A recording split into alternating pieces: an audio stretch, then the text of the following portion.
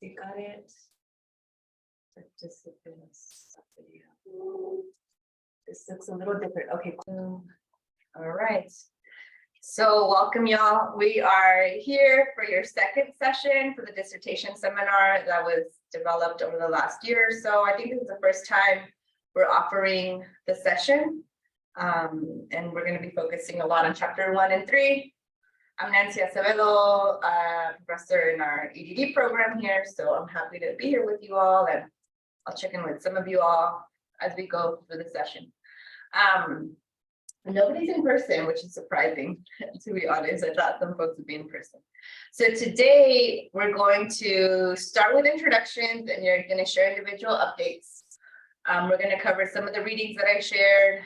Just very briefly, we're going to dive into the content and mechanics of chapter 1 and chapter 3 with the emphasis on research design and methodologies, theoretical frameworks, data collection.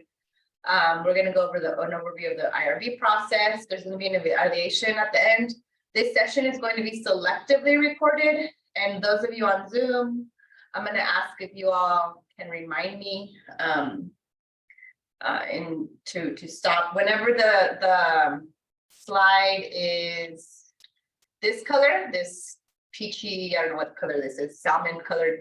I'm gonna hit pause on the recording because I want it to be a space where whoever is present feels comfortable enough to ask questions and know that it's not going to be recorded, right? To feel comfortable enough to be like, is this going to be a quote unquote dumb question? You know, that session, that part of the session will not be recorded.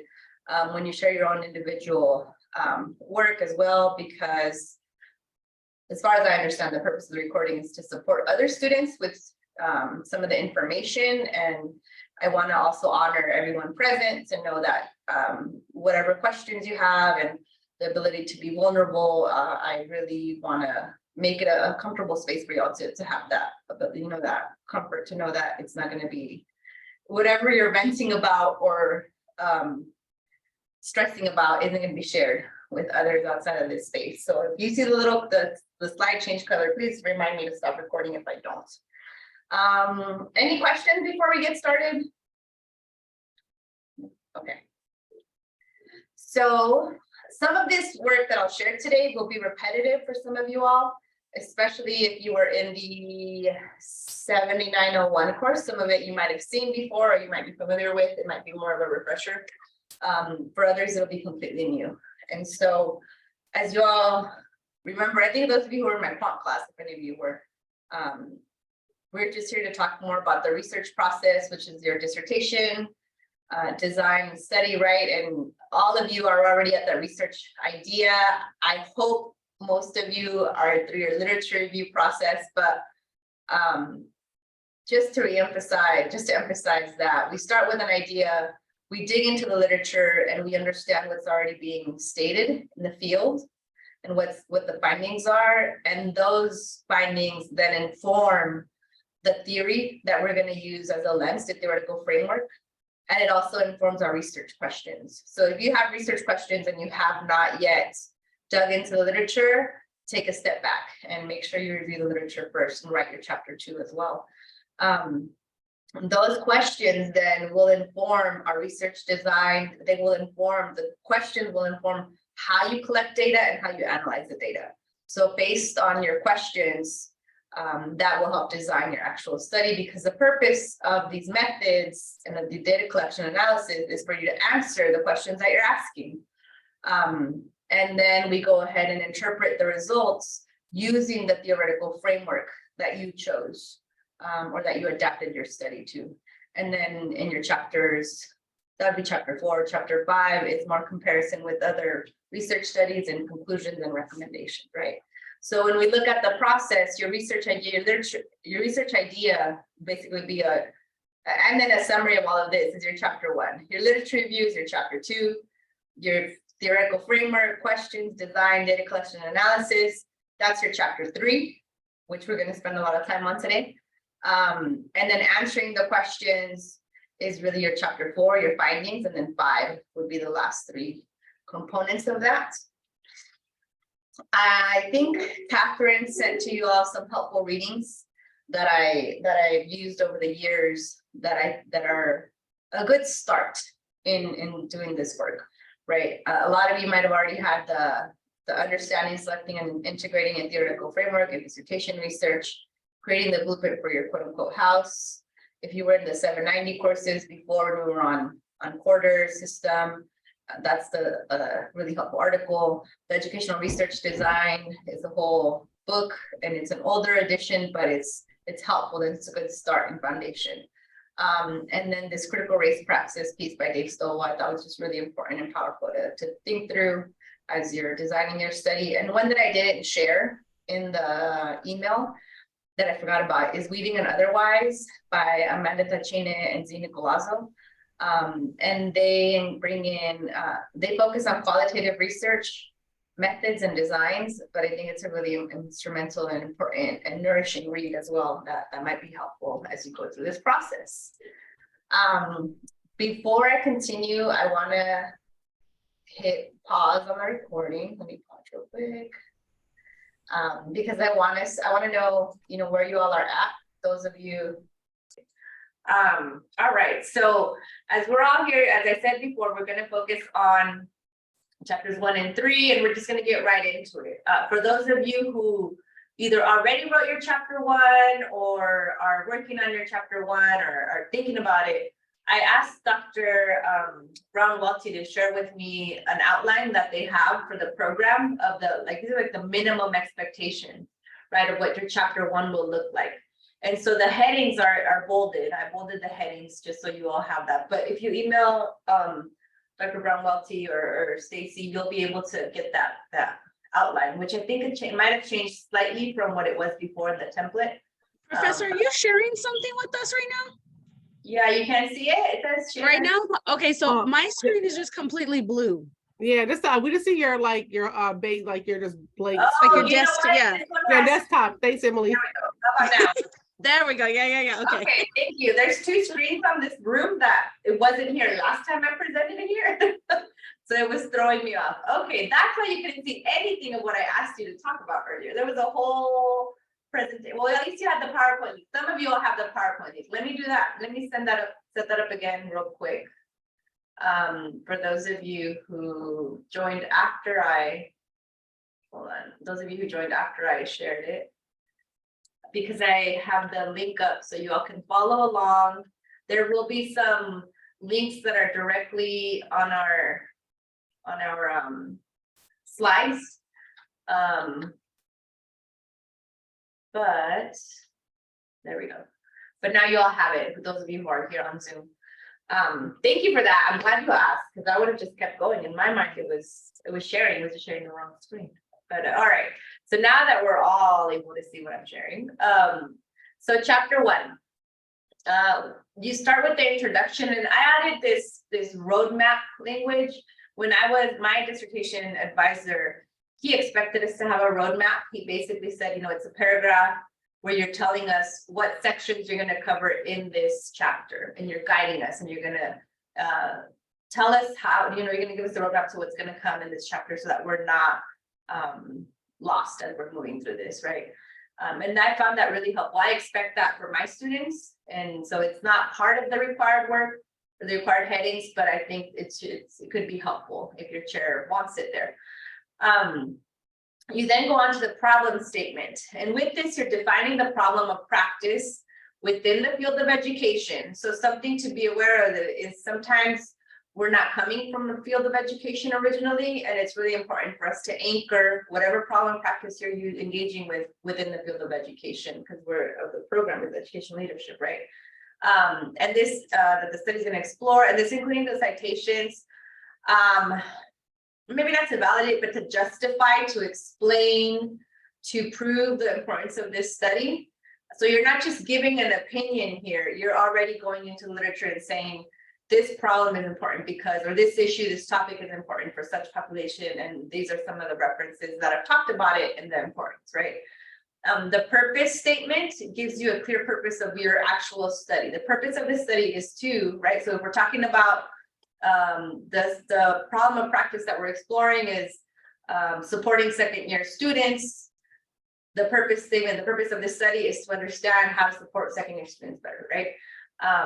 And then your research questions or hypotheses, this is in red because we're gonna cover this a little bit more today, but really thinking, going back to what I emphasized at the beginning, you develop your research questions after reading the literature, after seeing what's already in the literature, after reflecting on your experience, professional or leadership experiences with this topic. They will merge together for you to think about what are your research questions, and these are going to guide your study. Some of y'all might come up when we first start the dissertation process, we might have like 5 questions, but the goal is to get to 2 or 3 questions, right? And in thinking about remembering that whatever research questions you have, that will inform your research methods. So if you're asking on the effect of XYZ, that might be more of a quantitative study, right? So think about your language that you're using when you're writing out your questions. Your next section is going to be a significance of the study. So why is this study important? Why does this matter, right? And as you're doing the literature review, at the end of each article, usually they have recommendations for future research. If you're able to find some recommendations that align with your study, this is where you bring in those citations to say, so-and-so said that this is an important topic. So-and-so said that it's important to examine this through a qualitative lens or through an ethnographic lens, or that's where you start to explain what you're doing and how that's informed by what other researchers have already asked the field to do, right? Now, keep in mind, these are, the dissertation is going to seem a little repetitive once you're all done. Chapter 1 is really about just giving the whole overview of what's to come. So your problem statement can be a paragraph or 2. Your purpose statement, another paragraph or 2, your research questions, right? It's not going to be 50 pages for your chapter 1. I often recommend that students write their chapter 2 first, then their chapter 3, and then they go back to write their chapter 1. Because if you think about it, once you've done your chapter 2, which is a literature review, you will have a lot of these citations that you need to plug in to prove these other elements that you need to bring in, right? So chapter 1 also introduces your theoretical framework, which we're going to go more in depth in after our break. Or the theoretical underpinnings. Here, you're also just introducing it. You're not going to go too in depth and tell us all about it. You're going to introduce us to the language, to the concept, to maybe who developed it. You're going to cite the appropriate persons. If you're using validation theory, you're going to cite Rendon and give us a brief example, a brief definition, right? And it's really used to define the perspective that you're going to be examining the study that you chose. Right. And let me see. We'll go into that a lot more in depth. Then you continue with these headings that are required. So assumptions, and for qualitative research, these assumptions are going to identify these factors that are potentially influential to your study, which you don't have control or you don't intend to control. So something like assuming that participants are going to be honest with what they're answering. Assuming that your instruments are going to be accurate for you to bring in, assuming that the inclusion criteria for your participants was also important and relevant, right?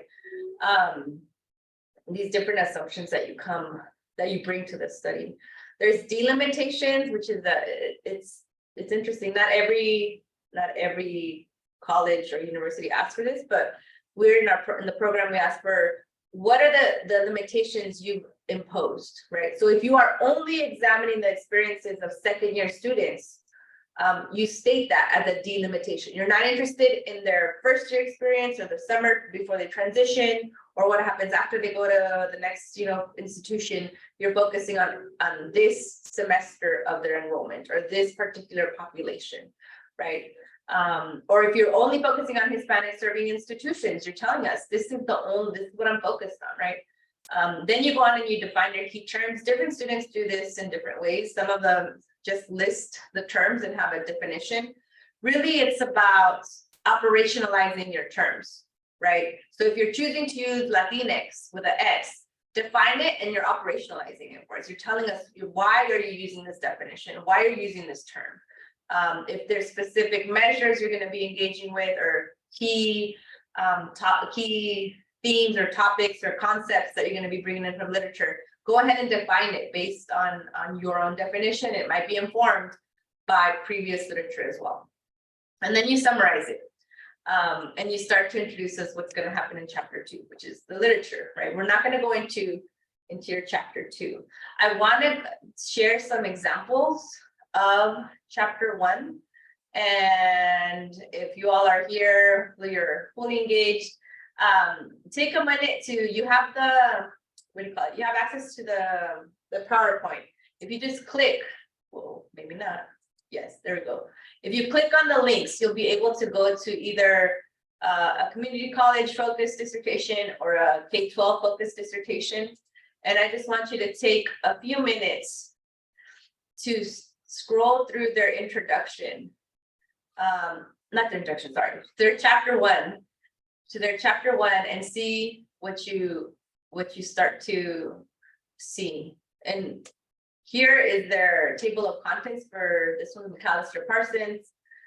We see some of those subheadings, right, that I just described. We see that it's 15 pages. Well, less than 15 because it started at page 6. But go through, take a minute right now and use your own links that are in the PowerPoint. And I know Lisa just joined, so I'm going to go ahead and upload that in the chat again to make sure everybody has access to the document. There we go. So Lisa, we're on slide number, I don't know what slide this is. We're on examples of chapter 1. And right now I'm asking you all to just click on either one of these two. This one's community college, this one's K-12, the dissertations, and scroll down to their chapter 1 and just glance through it. See what stands out to you as you're reading their chapter 1.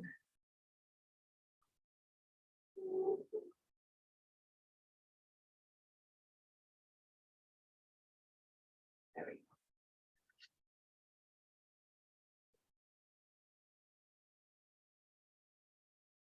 And we'll I'll give you guys like another minute or so to just scroll through.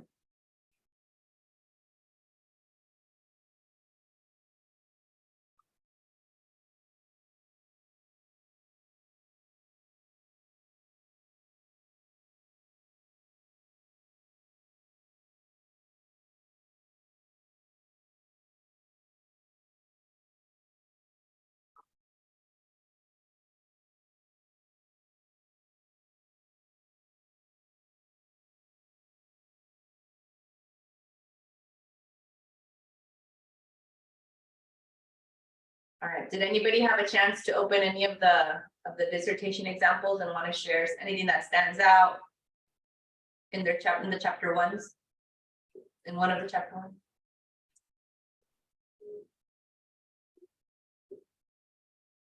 I just like the way Dr. Baca organized like the sections of her writing. That just comes across super clear.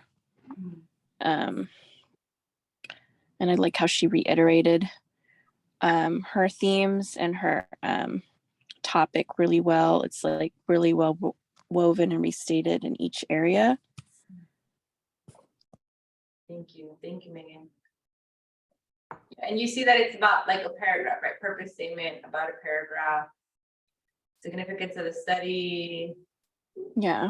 Paragraphs. Conceptual framework is just one couple paragraphs. So this one had 2 conceptual frameworks that she talks about. This one was they chose to do assumptions, limitations, and limitations all in one heading. And this is an example that was, I forgot about it, but racial and gender inequities still exist, right? That's an assumption the researchers coming in with, and these different assumptions that we bring to the research study.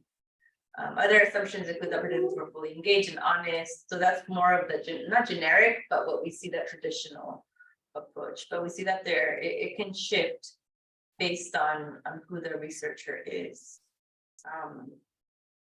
And this one, we see the assumptions are influenced by the design, participatory action research methodology, right? And so does this person, Mary McAllister Parson, is bringing that assumption, not just from her own lens, but really tying it back to the methodology of PAR, to acknowledge that all people have valuable knowledge, histories, and stories, right? So that's an assumption she's choosing to make, and she's doing that based and informed by partly the methodology she's engaged with, right? And then she talks about how another assumption is parent participants will offer focus groups honestly and factually.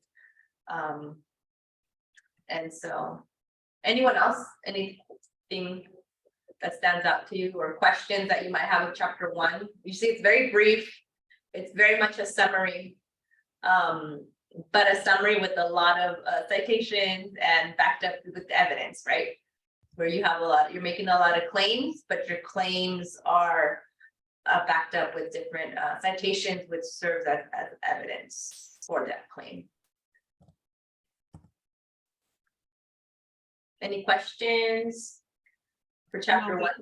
No, but I do see your point about doing the chapter 2 first, because then you can easily pull this information out as I'm looking at it, and I can just see, I can follow it really clearly there. So I see where that makes sense. Yeah, and I know it doesn't quite make sense because we are used to starting with the beginning, but it's simpler. It's a simpler process. So we have to be okay with hitting pause on chapter 1 and coming back to it. Because if not, you're going to be consistently revising it, even more so than you would. I think, who is it? Just in thinking of the different ways of starting, you can see the different approach, right? So this is more general. So the pursuit of higher education is highly desirable aspiration for many children. And then we have the studies to kind of back that up.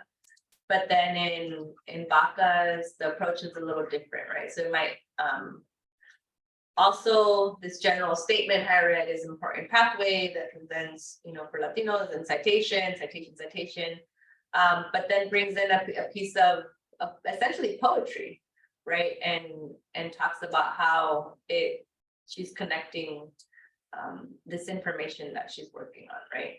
And brings it down to the topic. So there's different, your way of writing will shine through, but it will take some time. It'll probably be one of the last elements of your dissertation that you really finish refining. But any questions in chapter 1 before you can still ask after, but this is really probably won't have a lot because of it's just too brief. Or any other comments on what stands out to you?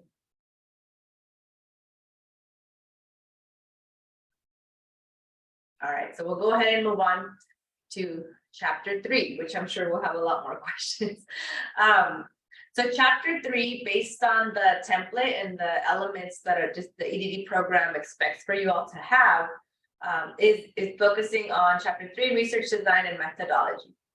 I added this heading of introduction or roadmap because I think it would, again, just to emphasize what I said earlier, it would be helpful if you're introducing the chapter, if you're telling us what to expect in this chapter so that the reader is aware of what's to come. But you start the chapter with the research design, and the design is going to give you a broad overview of how this study was conducted. Was it qualitative? Was it quantitative? Was it mixed methods? Was it participatory action? Was it the graphics? So just this broad design. And then you go into the setting. So where did you do the study? When did you do the study? Give us the context of the site or the area of research where you were situated.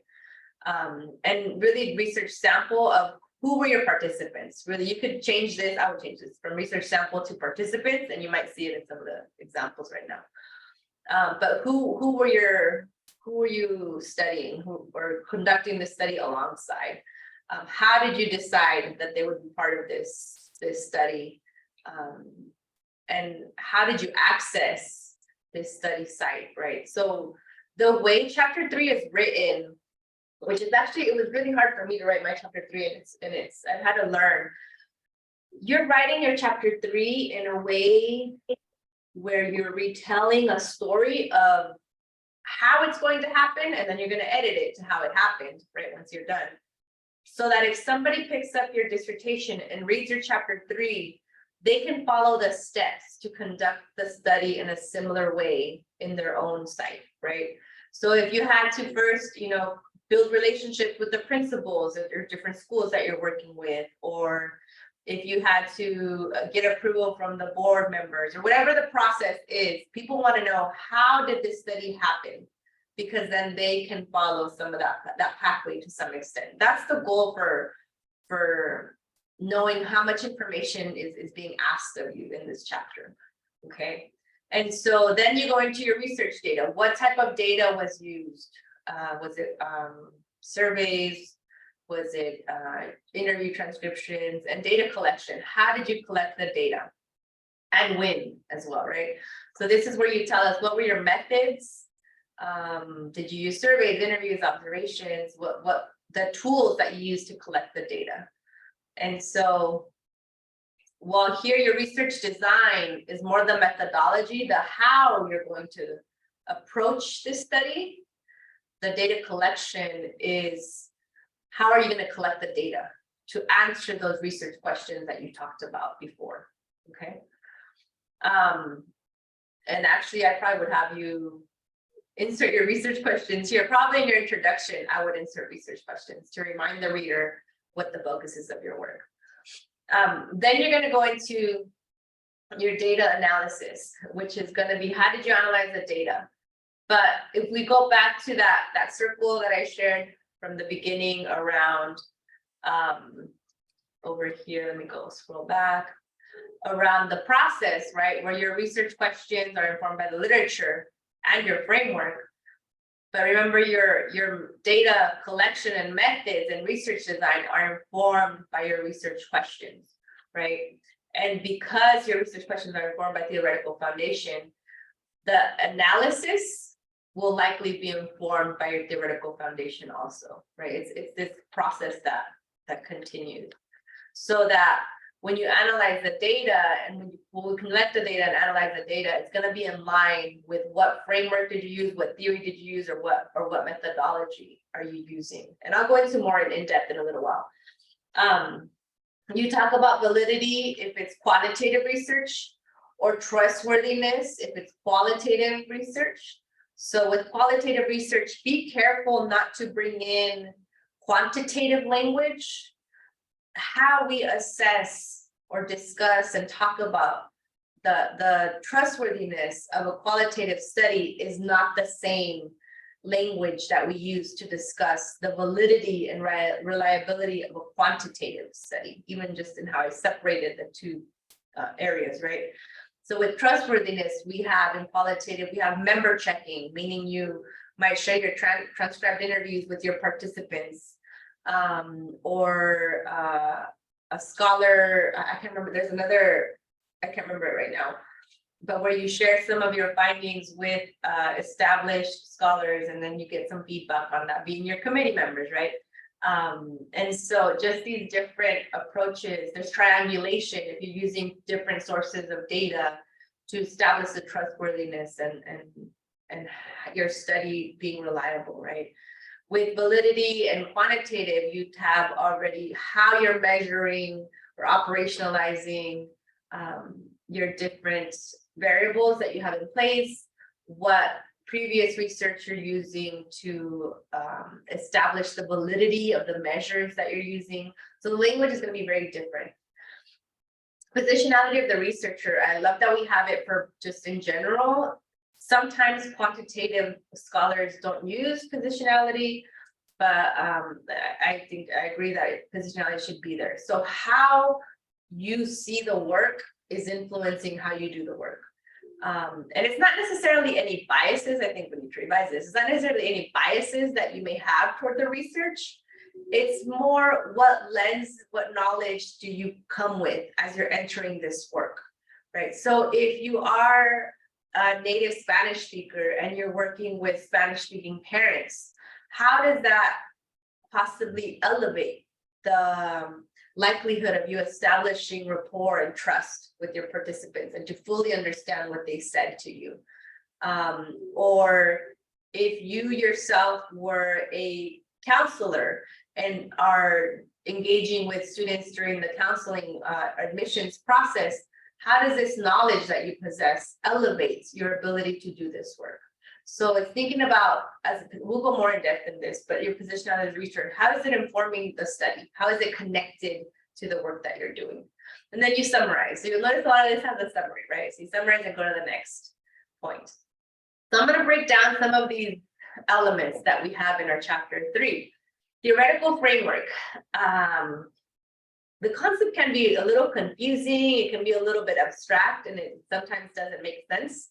And so part of why I wanted to focus on that today, and we have it as one of our required elements too, but that article that I shared on the blueprint for the house, Grant and Osanloo talk about theoretical framework as this lens to view the world, right? So it's this structure and vision for a study. And I really like their definition where they say that theoretical framework is the blueprint for the entire dissertation inquiry. It serves as a guide on which to build and support your study, and also provides the structure to define how you will philosophically, epistemologically, methodologically, and analytically approach the dissertation as a whole. So let's take a step back. So philosophically, like your philosophy and your perspective, right? Your epistemologically, how you know what you know about this work already. Methodologically, how you're designing the study, what methods you're using, and analytically, how you're analyzing your data. So that theoretical framework is going to influence the rest of these steps. Eisenhardt defined a theoretical framework as a structure that guides research by relying on a formal theory, constructed by using an established, coherent explanation of certain phenomena and relationships. Thus, the theoretical framework consists of the selected theory or theories that undergirds your thinking with regards to how you understand and plan to research your topic, as well as the concepts and definitions from that theory that are relevant to your topic. So I know that's a lot, but ultimately, a theoretical framework, as how my dissertation advisor, I've seen him present, this is his slide. A theoretical framework serves as a lens that we use to interpret and to observe social life, right? And so if anybody's informed about cameras, right? Thinking about what lenses you have on your cameras, or now we have filters, what filters we use on our Instagram pictures or whatever, I don't know, social media things we have, Snapchat. What filters we use influence what we see, right? If we have a lens cap on, we're not able to see much either, right? But depending on what lens you're using, on what theory you're using, you're going to be able to see certain elements come to life. You're going to be able to see certain elements as important. And so as you're turning these lenses, some things are going to become more clear. For me, I use critical race theory in education for the most part, and even in how I view the world, how I view the movies. I'm sitting there watching commercials, my kids' Disney shows, like they're tired of me bringing stuff up, right? It's a lens that I can no longer shut off because I view the world in that way, right? And so for me, CRT helps reveal systems of racism as they're intersecting with other systems of marginalization. For you all, you might have different lenses that you're bringing with you in your work that you not only use it in your research, you might use it in real life as well, right? The difference though is that a theoretical framework has elements, tenets, or it has principles, or it's operationalized, it's defined to have certain things in place so that you can then use this more systematically to operationalize and bring it into research, right? So that's the difference between that. The other thing to think about is a conceptual framework, right? So there's theoretical framework, which is how we view our research, and there's conceptual framework, which some people might think that it's one and the same, or they might get it confused. But in reality, they're different, right? So conceptual framework, based on that Grant and Osanloo article, they say, Miles and Huberman categorize conceptual framework as a system of concepts, assumptions, and beliefs that support and guide the research plan. the conceptual framework lays out the key factors, constructs, or variables and presumes a relationships among them. So here, the work is already established, an established coherent explanation of the phenomena and the relationships, right? With conceptual, we're presuming relationships. That's part of the difference.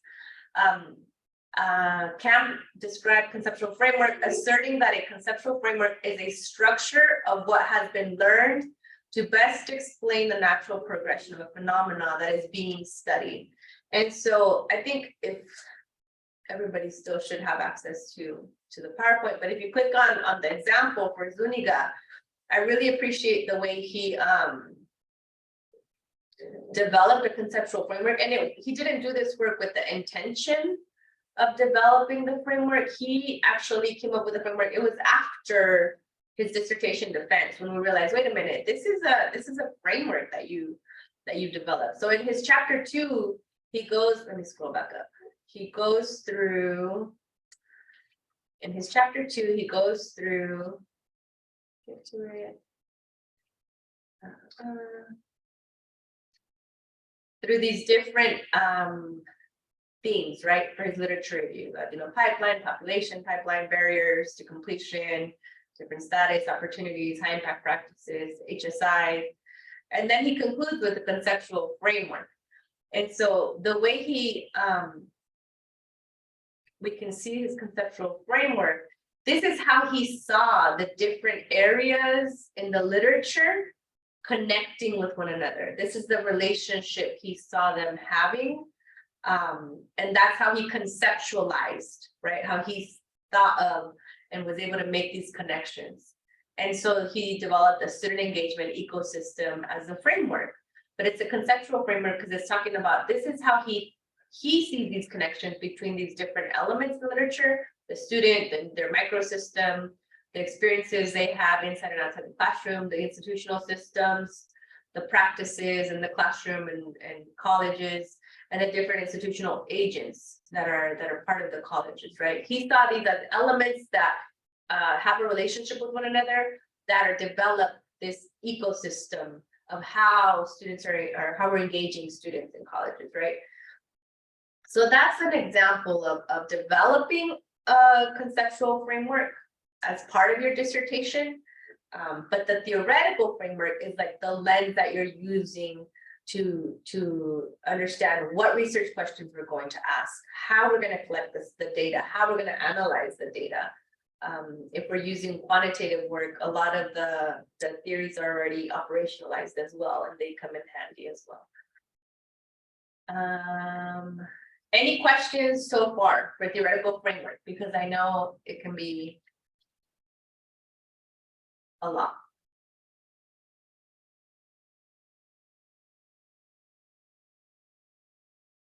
Okay, all right, so we'll continue. So one of the other elements that we wanted to share with you all as part of the program is this concept of positionality and epistemology. I think it was Debbie who said she's using Chicano feminist epistemology. And so y'all will get to see a little bit more of that here.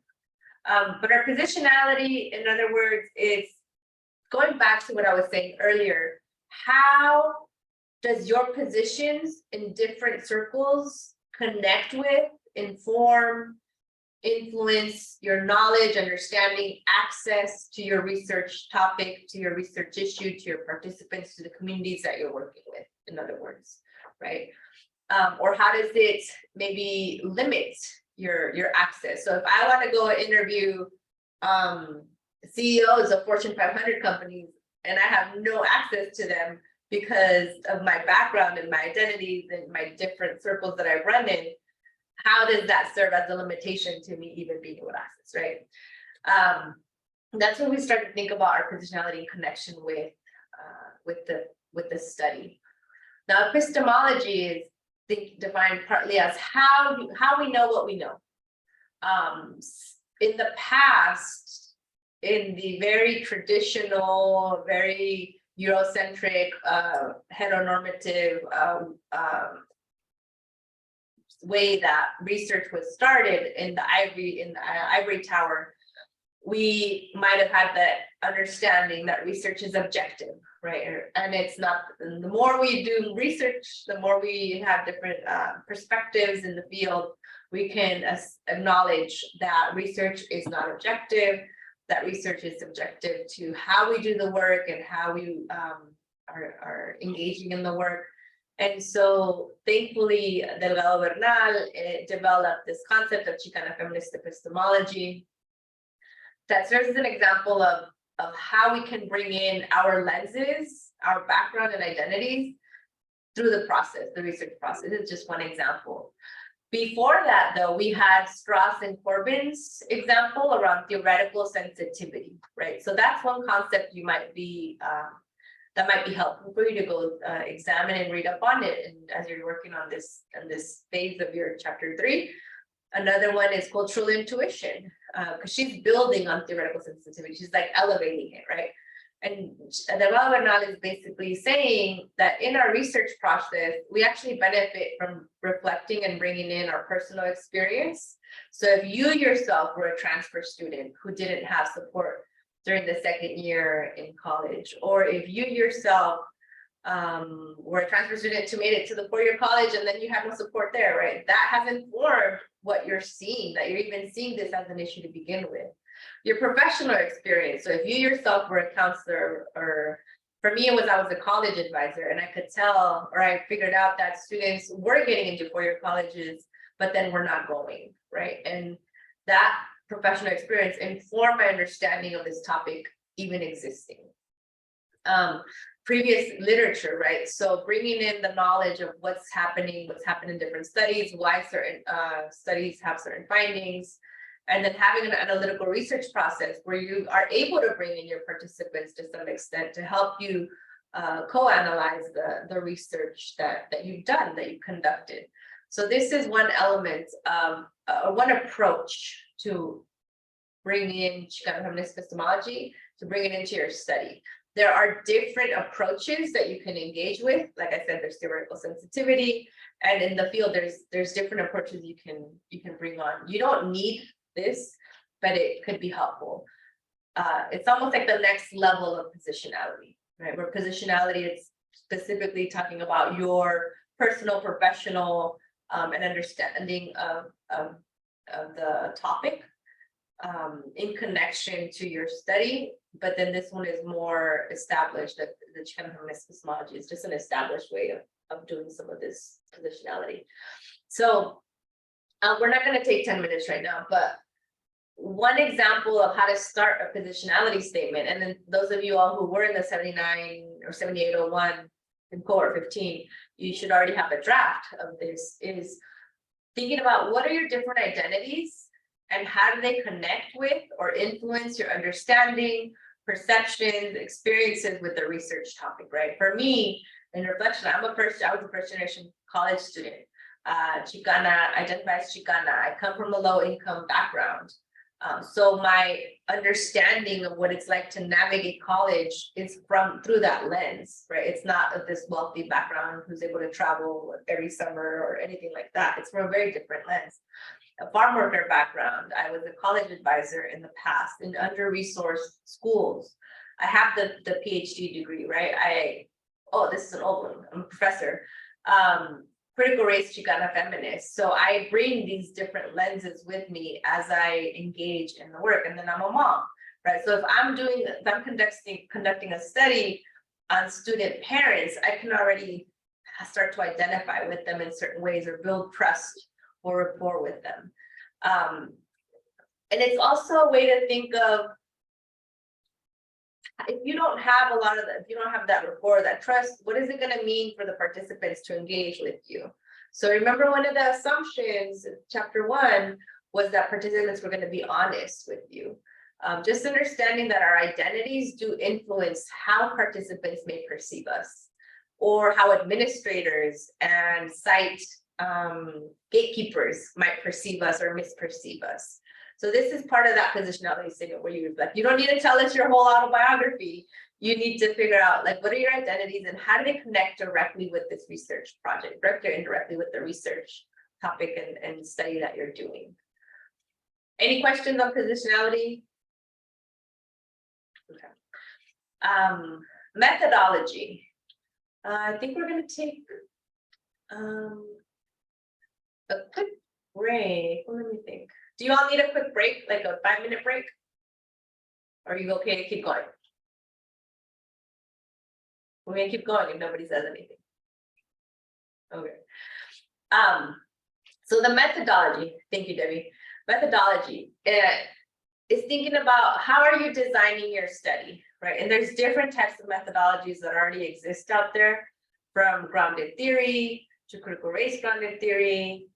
And even grounded theory has 2 different approaches to it. Phenomenology, I think somebody said phenomenological study earlier. Somebody said participatory action research earlier. So those are different ways of how we're designing our study. Now, something that I'm hoping you all are able to engage with in this, well, we won't do this right now, actually, we're not gonna do this. But in reflecting on what methodology you should use or you could use, for me, it's important for you to think about, why are you here? Like, why are you in this program? Why are you here in this dissertation process, right? And anchoring some of what we're doing in our why.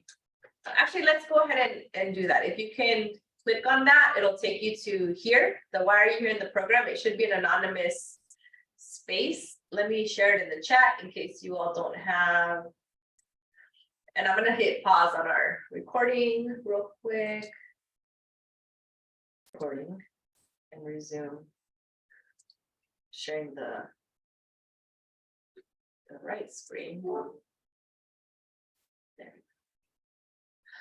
So as we think about why we're in this program, that helps inform also your research questions, that should help inform your positionality, that should help inform how you're designing your study, right?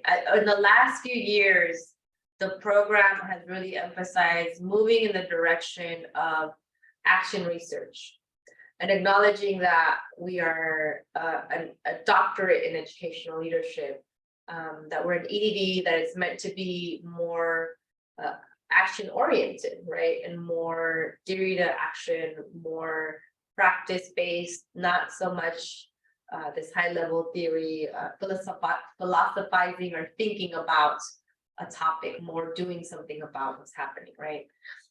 Part of that is some of these different approaches to research, some different methodologies that we might not have received, depending on what cohort you're in. Actually, we might not have been exposed to all these methodologies that are in alignment with the purpose of you wanting to be in this program, and also with the purpose of the program and where it's moving, right? Now, I think what Michael mentioned, or Jimmy mentioned, participatory action research, and just going briefly over some of these examples to give you an idea for those of you who haven't designed your chapter 3 or conducted your study yet. But PAR aims to minimize power differences between researchers and constituents. It increases the knowledge of participants, and it aims to promote social change. And really thinking about how some of the leaders in the field, the Camarota, and Fine, they explain these different principles of participatory action research. And so I want to share them with you all. If you were using participatory action research, this is some of the work you would bring into your chapter 3 when describing your methodology, the design of your study, and how and why you are choosing to engage in the work in this way. Not to justify it, but to explain and to contextualize and to really give credit and acknowledge that we're building this work on the work of previous scholars and leaders, right? So what Camarota and Fine in pages 5 through 6, they give their principles, where they acknowledge the researcher is not a lone investigator, but is part of the individuals and part of a collective. The goal is to systematically address the same problem or the same issues, and it's really engaging with others, and it's thinking about how do we bring in different generations to address this topic. And then also, these researchers are to some extent insiders in a given situation. They're stakeholders in these different communities. And the goal is to analyze the power relation, right? If you think about it, their goal is to gain knowledge of what's happening, but through a critical lens. And then also thinking about how are they going to analyze whatever they find through these different lenses of acknowledging that there's power, acknowledging that we want to make changes that improve not the communities themselves, but the social conditions. Right? And that's where it's not deficit, where sometimes we say, well, I want to go and improve the Latino community. No, it's not about that. It's about how do you improve the social conditions where your study is situated. So you're not going to quote unquote improve first generation students or post-traditional students or second year transfer students. You are going to improve these social conditions, these resources that they might have access to. The goal in power research is that it's active, it's not passive, right? So there's an action that comes with doing this work. Some of you all are working, I think Debbie and Juanita, for instance, and Emily, you all are working with youth or youth as your focus to some extent, but there's the option of doing youth participatory action research. And it's really centering on young individuals and helping them study social problems that are affecting their lives, and then figuring out what is an action they can take or you all can take as a group to rectify this. So that the dissertation itself becomes the action, and you're documenting this process. You're documenting the process it took to develop the action, to reflect on the issue, and then to implement, possibly to implement the action. Sometimes we don't implement the action. Sometimes we just document, this is what the action should be, right? As your dissertation. It's explicitly pedagogical, so it's aiming to develop the youth to some extent, and it brings in Frere's notion of praxis. So it's more about how do we engage the student experiences in this process, and how do we derive solutions that are gonna help the students, that are gonna help move them forward. It helps the students also see their societal context, and so that they can also develop their agency, right? And to acknowledge that there's an existing power system in place just based on, our program is a social justice oriented program. So it aligns with why we do this work as well. And it really has these outcomes that it aims to have the action elements still, right?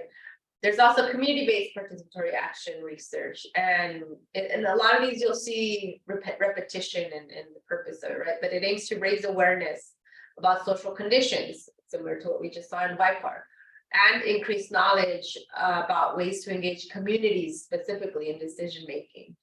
It's a community-driven process that's equitably involves researchers and community members, right?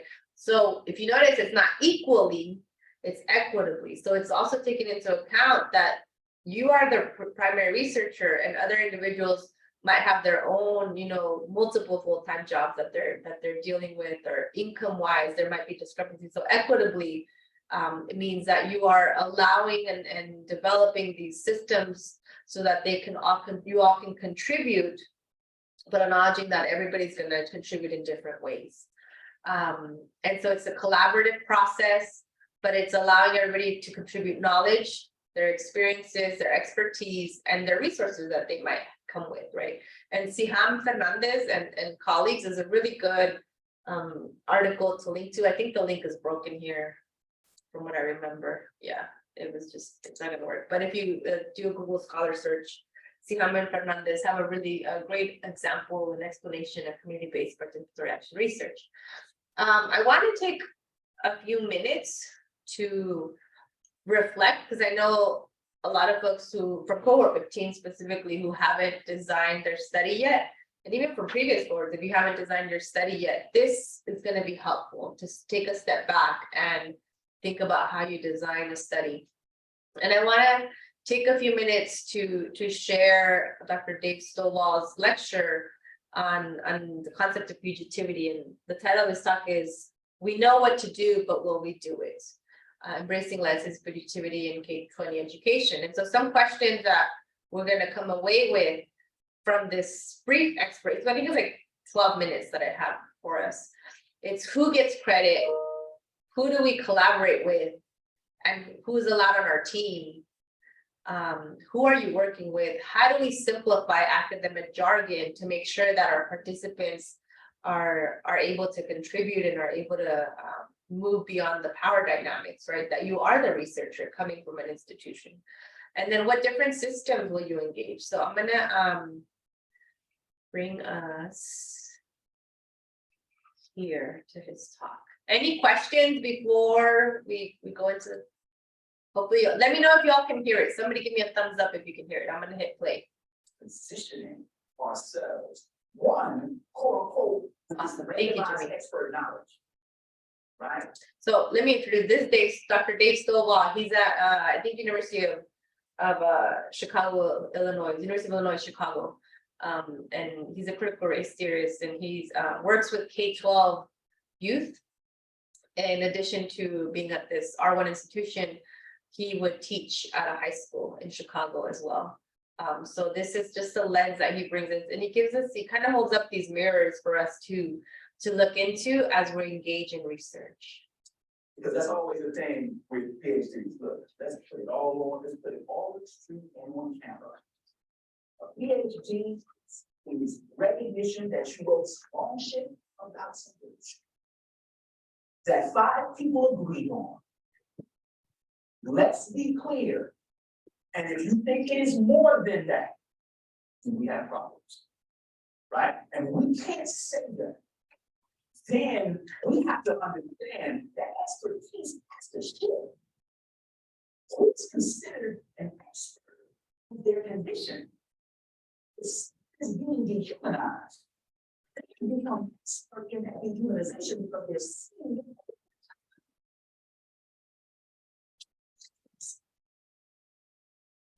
Into respect to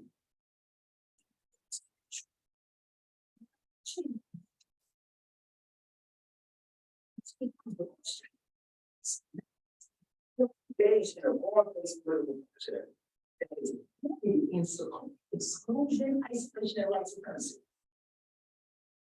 Then we have to ask 2 very basic questions.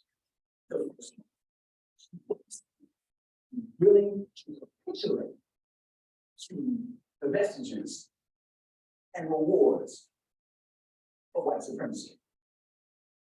Second question, if we are willing to refuse those purported rewards, what are we willing to do? And who are we willing to do it with? And it's clear, right? Because I think a lot of times, especially here in the South, there's a thing that happens when you say something like white supremacy. Because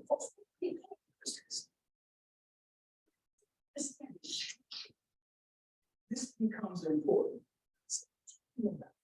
Perceived supremacy, perceived views and values. Descended, cisgendered, able-bodied, heterosexual Christian males as normal right and good. And everything else is other. And now we have to pay attention to the processes by which those people are other. So now, and I'm going to skip ahead.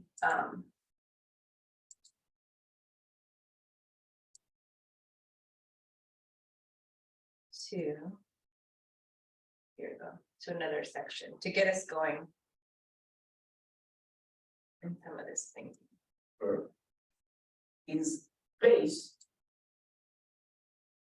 Pauli Murray.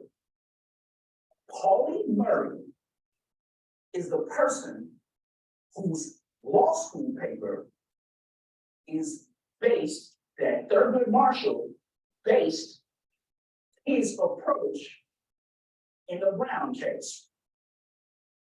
And why have we never heard of Pauli Murray?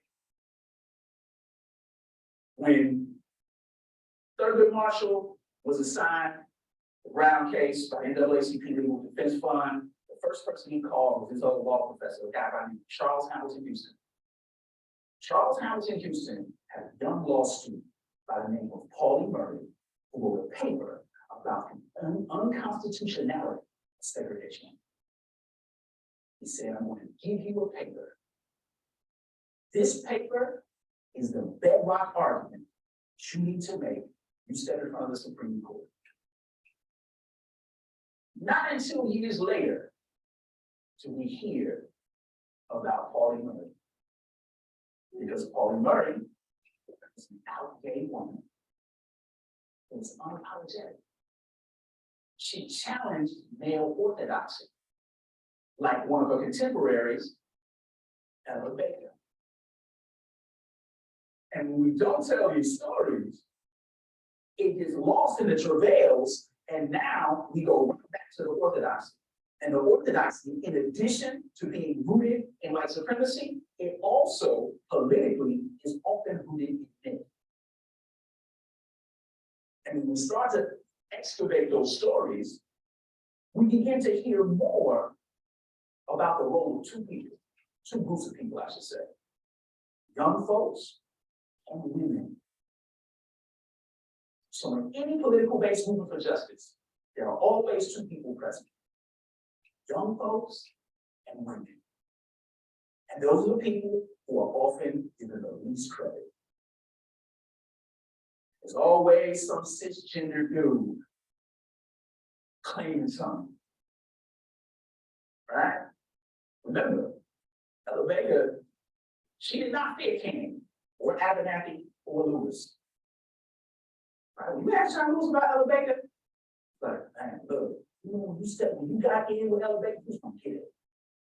As they came, he said, look, I said, I couldn't appreciate it as a young person, but when I got older, those lessons come up. When you talk about something as political as literacy, there's some things. So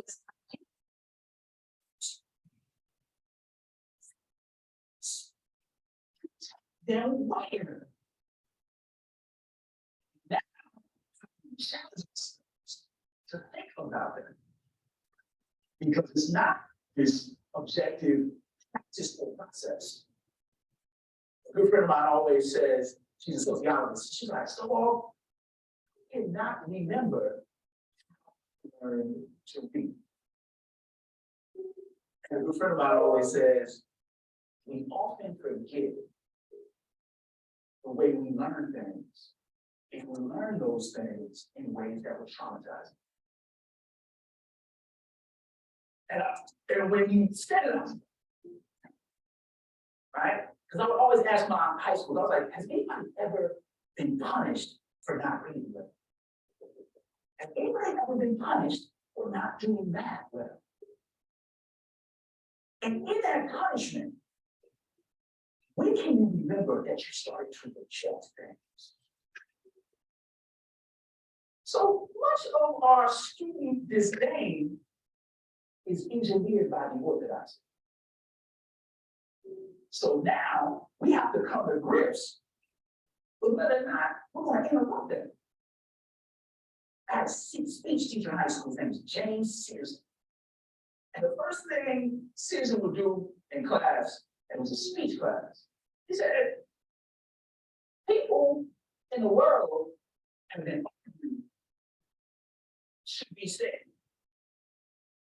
He said, I'm the least concerned what the world says you should say. Least concerned. This is the opportunity to say what you need to say. Now, you tell a group of 16-year-olds that everything is open in a speech class, oh, you're gonna get it. Right? And when I always was waiting to kind of cringe. I mean, students, like, and I always would, still to this day, I'm going to be in my 30th year reunion this summer. We still crack jokes about this. We still talk about Searson's class, right? Because me and one of my homegirls teamed up. I was like, man, you know what? And just trying to be funny as high schoolers. She was like, you know what? I'm gonna talk about menstruation. It's like, what? She's like, is that really?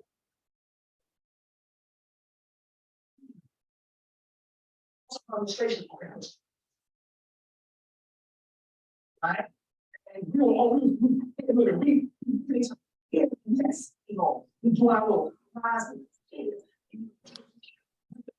That's seriously what we got. Right? Because I found the word. Damn, it's a medical way to say it. Right? Then this is the thing, this is when the theory was coming out that bovine flatulence was contributing to holes in the ozone layer. And I was like, oh, you know, it's like the lunchroom conversation, like, bro, you know that scientists are saying there's a hole in the atmosphere because cows are farting. And you know, always lunchroom conversations, the homies, what? So you always on something, man. Why you come on, man? We just trying to eat fries, bro. Like, I was like, yo, man, look, it's science. Right? So I do my little frame, I draw my little diagram. It's like a booty with a proof coming out. And I'm like, yeah, you know, and this is a release, right? And scientists say that this is flatulence. And everybody's like, I remember one of our friends sitting in front of his car. I cannot believe this, right? And then LaDawn did a piece around registration. She gave a whole scientific piece. She got into indigenous history around the cycles of the moon. Everybody was like, oh. And Susan was just in the back like, yeah. He was like, and he walked past me, and I was like, I really like that thing you did on Bartman. Right? And I was like, but it was the example of the idea of what makes sense to young folks now can be leveraged. Right? And we know this all the time. The piece is, why do we reject it? What? So you can get on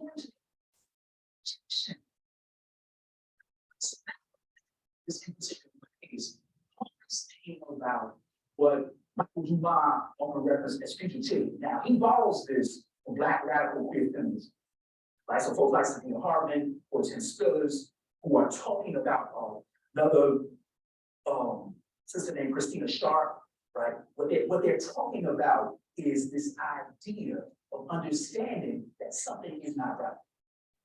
And you've made a decision that because something is not right, you're going to move someplace else. You're going to do something else, right? So fugitivity is not running from something. Michael Dumas always says that fugitivity is the understanding that you are not yet free, but you have made a decision to run. You are not running from something, you are running to something.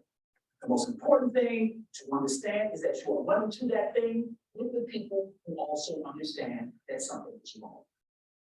And in your fugitivity, you are willing to build something because you have made the decision to run.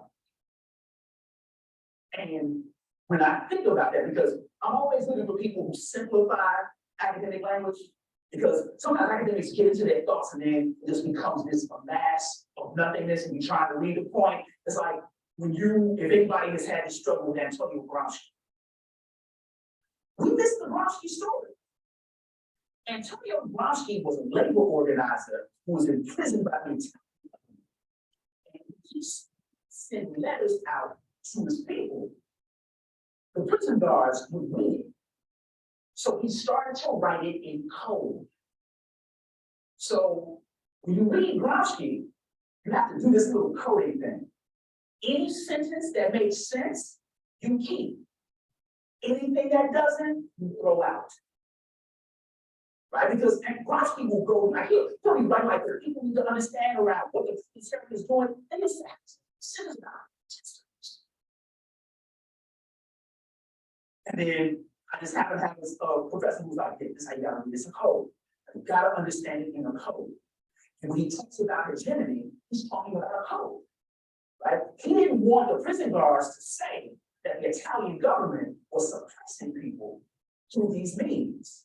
So what he gave you was all this conversation about Homo sapien, Homo faber, and all this stuff around how they were grappling with each other. Right? And then he said, freedom is determined by the oppressed. It's a code. So now our students speak a similar code. We're not willing to give it credit. We're not willing to decipher it.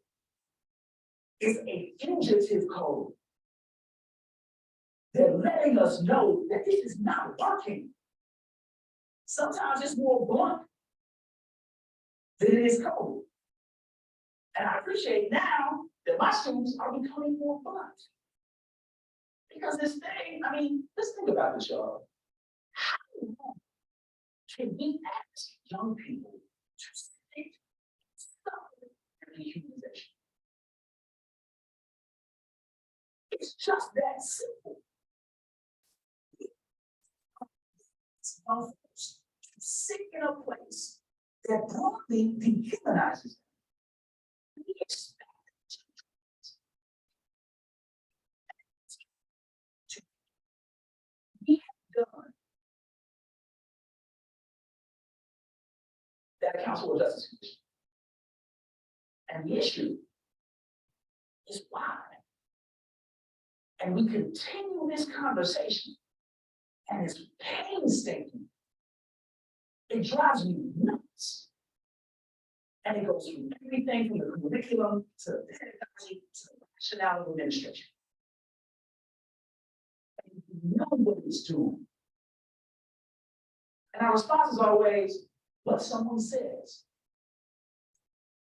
Right? And All right, so I'm gonna hit pause on that, but you all have the link as part of the presentation. But part of why I bring in Stovall, Dr. Stovall's talk is because the way he expresses the issues, so many topics that he brings up align with how we decide to study communities, populations, topics, quote unquote problems, issues, right? And in thinking of as you're designing your study and your methodology that you're engaging with, how do you design it in a way that does potentially, or to avoid that you reject the knowledge and expertise of your participants? How do you ensure that you bring in that knowledge and expertise, right? So how do you analyze your data and establish different codes or variables so that you can allow for these codes that he's talking about to be revealed, right? How do you have the lenses in place and frameworks in place to allow you to understand whatever codes your participants are sharing with you in terms of highlighting maybe issues or resolutions to the topic that you're addressing, to make sure that you're going to understand them. And so participatory action research starts to get at this in terms of thinking of how we bring our participants on in different ways through the analysis process, the design process to understand designing our research questions, and understanding what are the actions that we might take after that. Does anybody have any thoughts on some of these questions? Maybe as you're designing your study, as you're thinking about your methodology?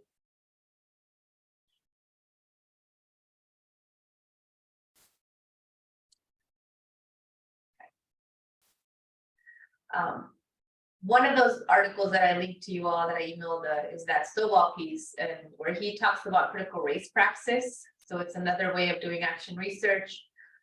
It moves to the contradictory spaces with the intent of naming the risks and rewards that come from developing a form of engaged scholarship that's both activist and insurgent, right? So here you're going against the system. Some of us started this work with acknowledging that social justice perspective that, you know, the system isn't set up for certain students to succeed. So how do we engage in this work so that we can both interrupt that and then maybe shift it, right? And I won't go through everything for critical race praxis, but it's on the ground work, and some of you all are already in the field doing this work. So it might be an issue of how do you start to document this through your research process? Social justice is an experienced phenomenon. It's using interdisciplinary approaches and thinking about your training and your educational background and how that might be helpful to give you a different lens in how you do this work. So whether you're coming from a social work lens or women's studies, public health, it's with the idea of training others to move beyond these intellectual exercises and really thinking about how do you develop the capacity for the next generation of individuals who are working for educational justice.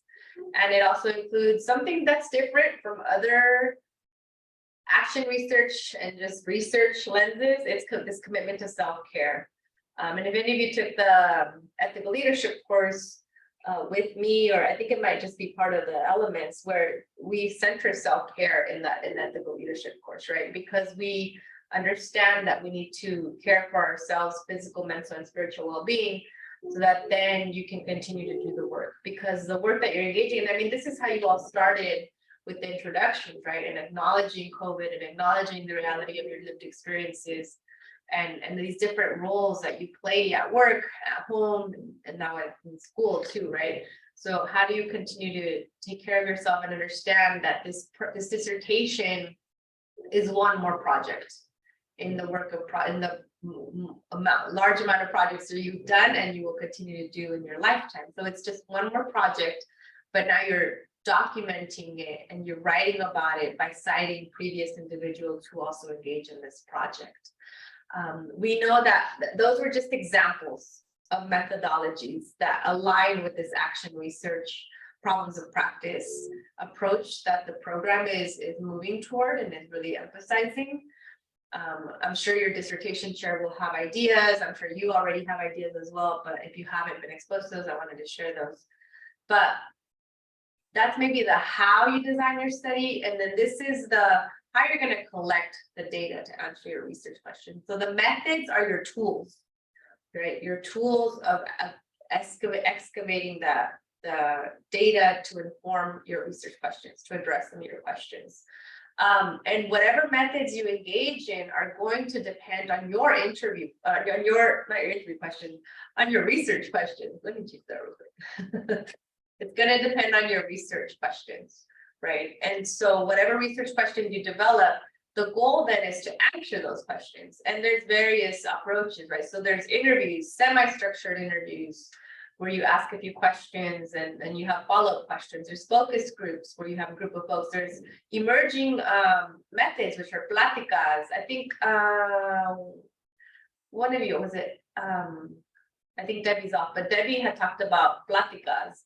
There's testimonio, there's surveys that you develop a survey or you implement a survey, but there's also existing survey data, both at the K-12, community college, at the higher and the four-year college level that you can work with, right? And you can access and analyze that people aren't analyzing. You can conduct observations or you can analyze documents. So if you're doing an ethnographic study and that's your design, you can do interviews, surveys, and observations and document analysis. So these different methods, different ways to collect data. And that will be a conversation that you have with your dissertation chair in thinking about what are the appropriate methods for you. Then there's data analysis. I won't go too much into data analysis because the third workshop that you have for the EDD program is going to focus on that. But I do want to at least point you in some direction because it's going to be part of your chapter 3, right? So the plan for analyzing your data, how do you plan to analyze the data? And your data analysis, if you remember back in that loop that we had at the beginning of the presentation, the data analysis is going to depend on both your methodology, your research design, and your theoretical framework as well. So there's the qualitative coding process, which is supported by I linked some helpful materials. So we have this book. I think some of you all might have had this book in the qualitative course, the coding manual that has different approaches to how you code your data, to the language you are supposed to bring into your chapter 3. Those of you doing phenomenology, oh, it's denied. Okay, I'll send links. But there's Mustafa's way of analyzing data through bracketing, right? When you're doing phenomenology, there's a specific process that you are expected to follow in alignment with these methodologies that you've chosen, and there's repeated measures analysis, where if you're using quantitative, right, there's ANOVA, MANOVA, HLM, but there's different already pre-established ways of analyzing the data that you will then cite in your chapter 3 to explain, I guess, to justify why you're taking those actions in the data analysis process. Again, remember your chapter 3 is about telling the story of what before you do the work, tell the story of what you plan to do, and then after it's telling the story of what you did, so that when someone picks up your chapter 3, they're able to almost reproduce your study and do similar work. So I also have examples of chapter 3 that I think will be helpful, and one of them is Zuniga, because he did the qualitative approach. And if you go into those links, let me see, chapter 3. And then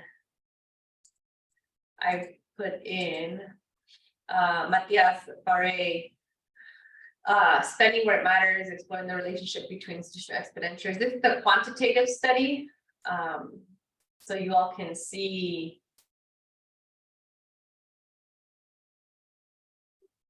And even if you look at the committee, I was part of this committee, that's why I knew it, but Dr. Martinez was his chair, I was a committee member, and then Dr. Smith was his committee member. Dr. Smith is a quantitative expert, right? So thinking about if you're going to design a quantitative study, making sure that one of your committee members or dissertation chair is an expert in that method or methodology would be helpful, right? But oh, he doesn't have his linked. So we'll scroll down to chapter 3 for Matias as soon as I get that little line.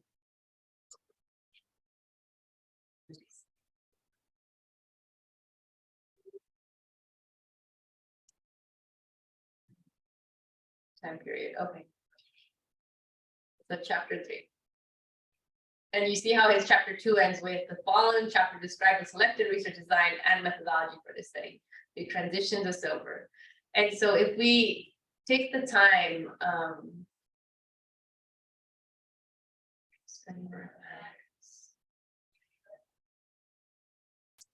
even for the Mary McAllister Parsons dissertation, hers was an action research example.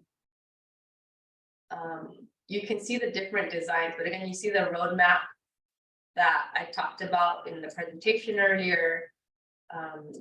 Let's stick to Matias. So this chapter presents a comprehensive description of the study's research design, including the methods employed. I begin by introducing the purpose and significance of this inquiry, along with the research questions and conceptual framework that guided the study. So here we already know what the sections are that are coming up. The remainder of this chapter discusses how data was collected and prepared for analysis, and then provides information related to the research sample, which remember that was a heading, selected variables, delimitations, and strategies used to ensure reliability and validity. So see, he doesn't have trustworthiness because remember at the beginning I shared trustworthiness is more qualitative, reliability and validity is more for quantitative study. Lastly, key definitions and positionality of research are also described. So he brought that in. And so he reminds us again of the purpose of the study, which remember I said dissertation will seem a little repetitive, but it's just because oftentimes people will only read one of your chapters at a time. And that way they don't lose a lot of information. And it's a longer document, so it keeps us on track, right? But he's telling us the purpose, but again, he's bringing in all these citations now as evidence, right? In his sentence, the significance of the study, he has that again in his chapter 3. The research questions he brings on to remind us, and then his research design. So he says the study had an emphasis on quantitative data collection and methods, and he adopted a critical quantitative approach to the research, right? So his method and methodology, he brings in this critical quantitative lens. And he talks about that perspective, right? And so critical researchers focus on equity issues, and he brings in stage. And then so he defines this quantitative non-experimental correlational study. That was his design, was guided by the research questions rather than a hypothesis. And so he's explaining that again, he re-emphasized it as a non-experimental study. This research examined one group, and so he explains the model that he's using, the Austin. So his theoretical framework is that Austin's input environment output framework. And so that, again, he tells us how it's operationalized. He walks us through it. He tells us about the data, where did it come from, what statistics were employed, and what analysis was going to happen. Again, looks for regression methods. And so then he goes into his research sample. So even though it's quantitative, he has to contextualize and explain the CSU system for us, right? Remember, this document is available worldwide. So you can't just assume somebody knows that there's 23 CSU campuses, right? So he gives an explanation and then the MSI and classification and everything. So he provides more understanding of his population. The data that was used, again, this comes from pre-existing data. So when I talk about you don't need to collect your own original data, you can use existing data. So he worked with post-secondary IPEDS data set. And he tells us where that comes from, and it's actually open to everyone. But if you have interest in other data sets, you can access them through school districts. Those are a little bit more challenging to get because of the K-12, the underage focus. But if you have access to it, you're able to run these studies. So he has this time period, validity and reliability, and the variables. So these ethical considerations, he's using publicly available data. What variables he's using, he's defining what expenditures, what full-time equivalent means, right? So really explaining what are his control there, really explaining the whole detail of the study. If we were to look at, for instance, this is the Mary McCaster Parsons, the qualitative methodology was most appropriate for the context of this study. A participatory action research qualitative design was identified as the most appropriate and aligned design. And then so she explains that and explains, the purpose of qualitative data and the purpose of action research is to impact social change with specific action or action's ultimate goal. So we see that aligning with some of what I shared a little bit ago on action research, right? But she also gives us the research setting and goes through it in the sense of explaining about the school, what was around the school site. So she's giving us context to this one school site that she worked with. Who are the students in the school? What are their backgrounds? Giving us more of information so that if somebody wants to replicate the study, they can understand that their participants here their experiences might not be in alignment with participants in rural Georgia school, right? So just to understand, part of why we give so much explanation is to also support the field as we move forward, right? And to also explain and rationalize what actions you took. Research samples still there. What else do we have? She goes through her data collection process. So she has key data sources for 2 focus group interview sessions. And she was a researcher participant. She also did observations and reflections, recorded memos, right? And so she walks us through how this process happened and what were her methods. I think you all have that. But anything else that stands out to you as you can see some of these quantitative but quantitative and qualitative approaches? Anyone have anything that I didn't highlight that y'all want to bring up? Just the amount of detail, like Yeah.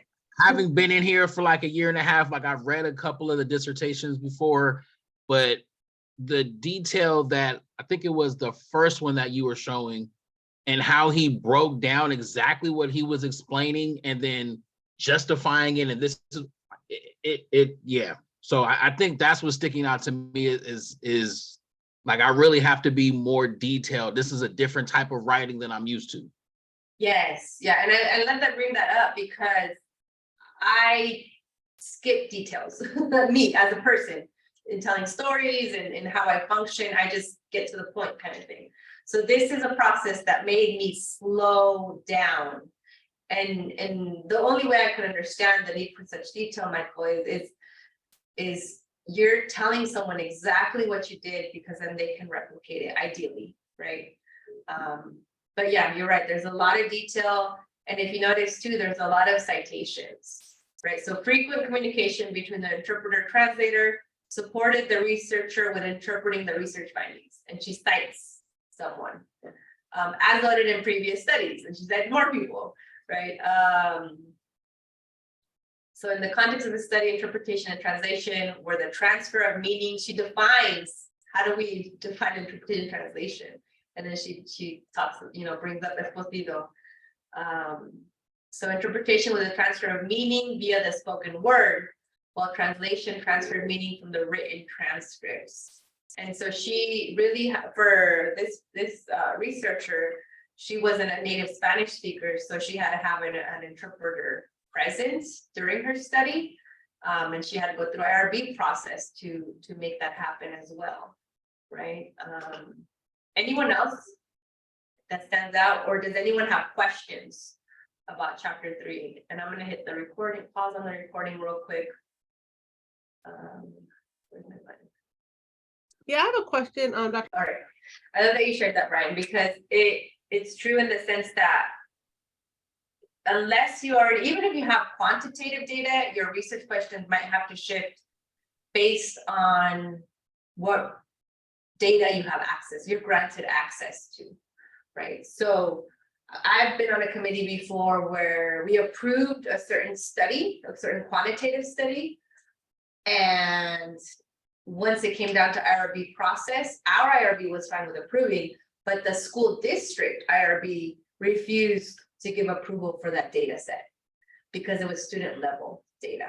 So the student, our EDD student, had to go back and redesign her research questions based on what data she did have access to. So it went from this inferential study to a more statistically descriptive study, because she couldn't access the student level data that we thought she was going to have access to.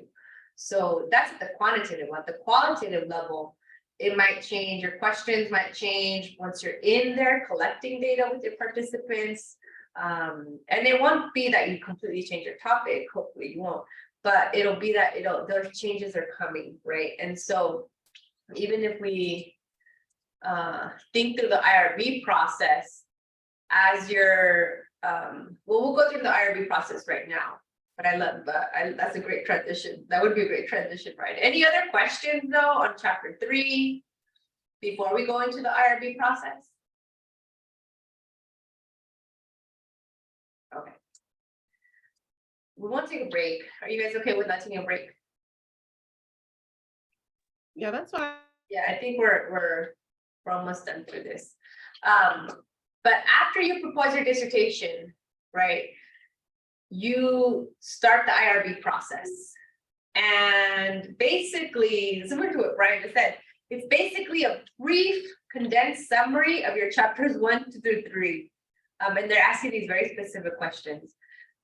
What's helpful as you start this process is to have your chapters 1 through 3 completed, but to also have other documents that you're going to be needing this, or come prepared with them. So your city certificate in terms of the training for human subjects, to conduct research for human subjects, you're going to need your certificate and your dissertation chair's city certificate. So if your chair hasn't updated theirs, or it's about to run out, which I had to renew mine, I think a couple weeks ago, that's important to know, right? Flyers that are going to advertise your study, the text, the language for emails, or the planned communication that you're going to have with your potential participants, or your potential collaborators, or potential stakeholders, or people who are going to gatekeepers who let you in to access the research. The consent forms that Brian was talking about, letters of preliminary approval from your research sites. Some schools and districts and colleges will say, we will not approve of your work until first you get access, or until first your IRB, your institutional IRB gives you approval. And then, so for instance, you go through Cal State San Bernardino, they approve of the study, then you go to your school district, show them that they approved of it. And depending on how that school district or college functions, they might say, cool, we'll take this approval letter, here's our approval, send it back to Casa San Bernardino. Then Casa San Bernardino formally approves of your study and officially you're able to get going. Or the school district or college will then say, cool, thank you for sending this pre-approval letter. Now here's our IRB process you're gonna have to go through. And that might take up months. So just be prepared. I think there's a community college district in the San Diego area where they only approve IRB. They only go through the IRB process. I want to say it's like March, once a year they'll do it. So that completely shifted somebody's study recently, so that we had to go back to the drawing board and shift who our participants are going to be, who, you know, the context and the site and the questions. They shifted around a lot because of that unanticipated change, right? So just note that if you're bringing on, if you want to do a comparative case study, the more sites you have, the longer the IRB process will likely be, and the more work it might likely be, because they might each have a approval process. So just be aware of that as you think about your timelines. And also, as you're going through this process, have prepared your survey instrument, if it's already an existing data set, or survey instrument that you can implement, or the interview questions that you're going to ask, or focus group questions that you're going to ask. Basically, they need to see all these pieces that you're going to be implementing. IRB needs to see it up front. So as part of the presentation, I put the link in to take us to the website. And I'm already logged in, so that when I go to, and I'm going to stop share for a quick second because I don't want my studies reason. All right, so there's 3 options. You got it. Yeah, I think it's the third one. I always get confused too, but the third option is where it should take you to your dashboard. And here you can see all the different studies that have been approved in the past, or expired studies that already happened. The studies are in progress. I think this is a good one that I can start with, because, well, let me start with you all from the beginning. So we used to have a paper application, now we have an online application, and our IRB office is actually pretty awesome in comparison to a lot of other campuses. We have Michael Gillespie, who's also one of our EDD students. It's pretty quick, right? So if you have questions, you go to Michael, and he's great at knowing a lot of this information. He's the expert in this.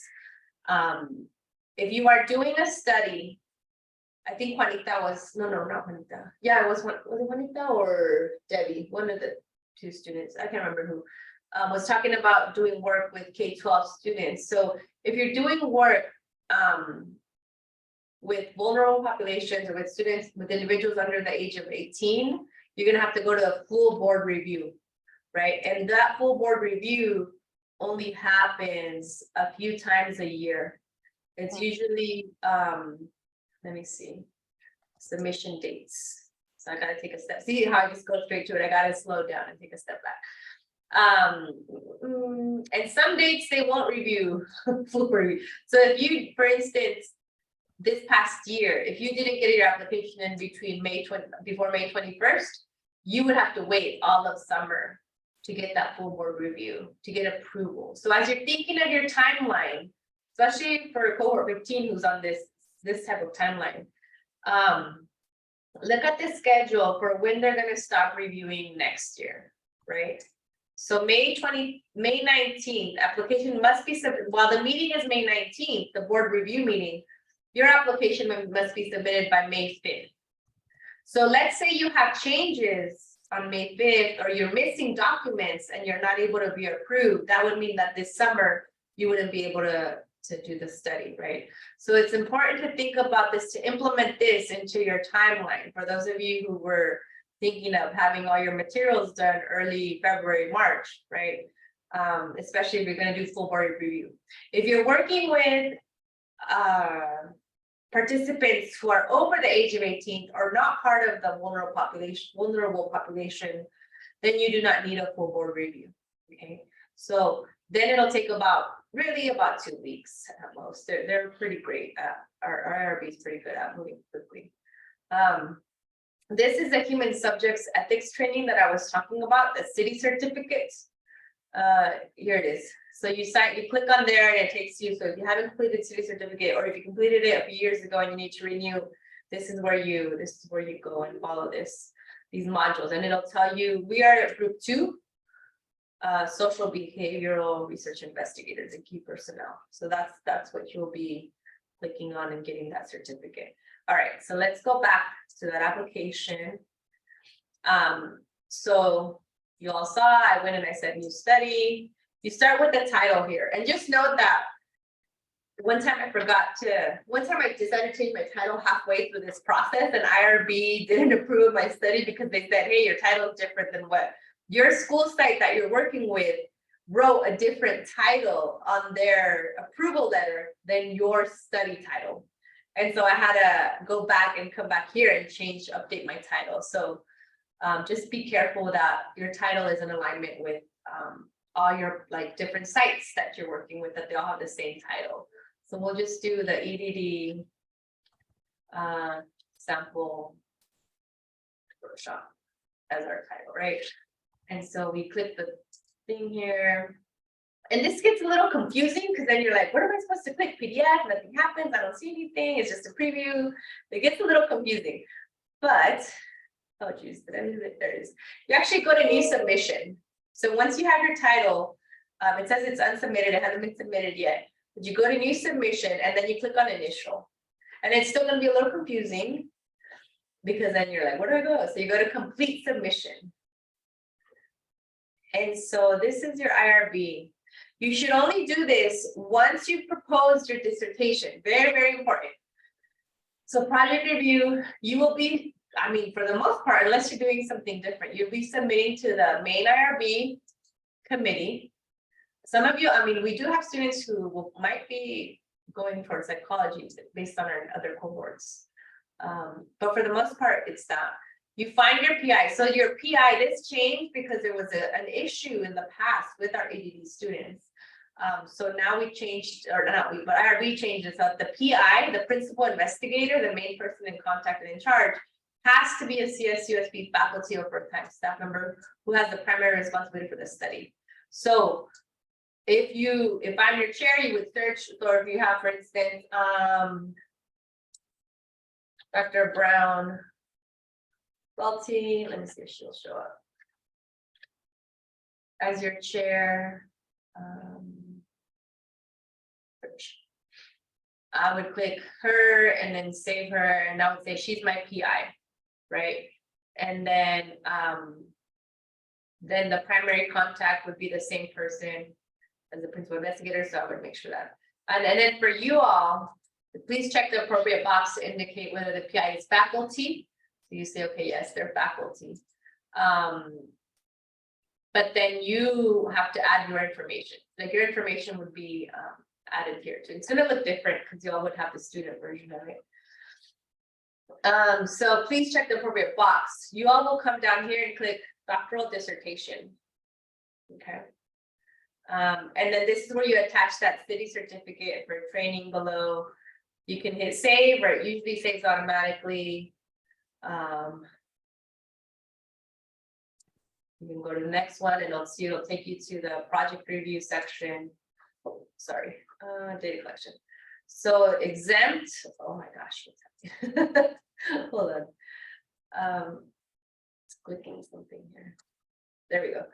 Exempt, meaning that that you don't have to go through the full board review or full board review. And that should be about 45 days. And they have, so read the instructions. Mr. Wilkes, my chemistry teacher, they would not ask girls read the instructions, right? So be specific, follow what they're asking you to do. So your proposed date of study, we'll choose, so today's November 30th, we would choose December 30th as the start date. Indicate the number of participants proposed for your study. This can be an estimate, right? So if you have, you're aiming for 20 participants, then we put 20, right? We want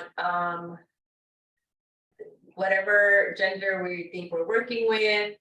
if we're working with adults, right? If you're working with children, that's where you'll get to, they'll flag it to see, okay, it has to be reviewed by full board.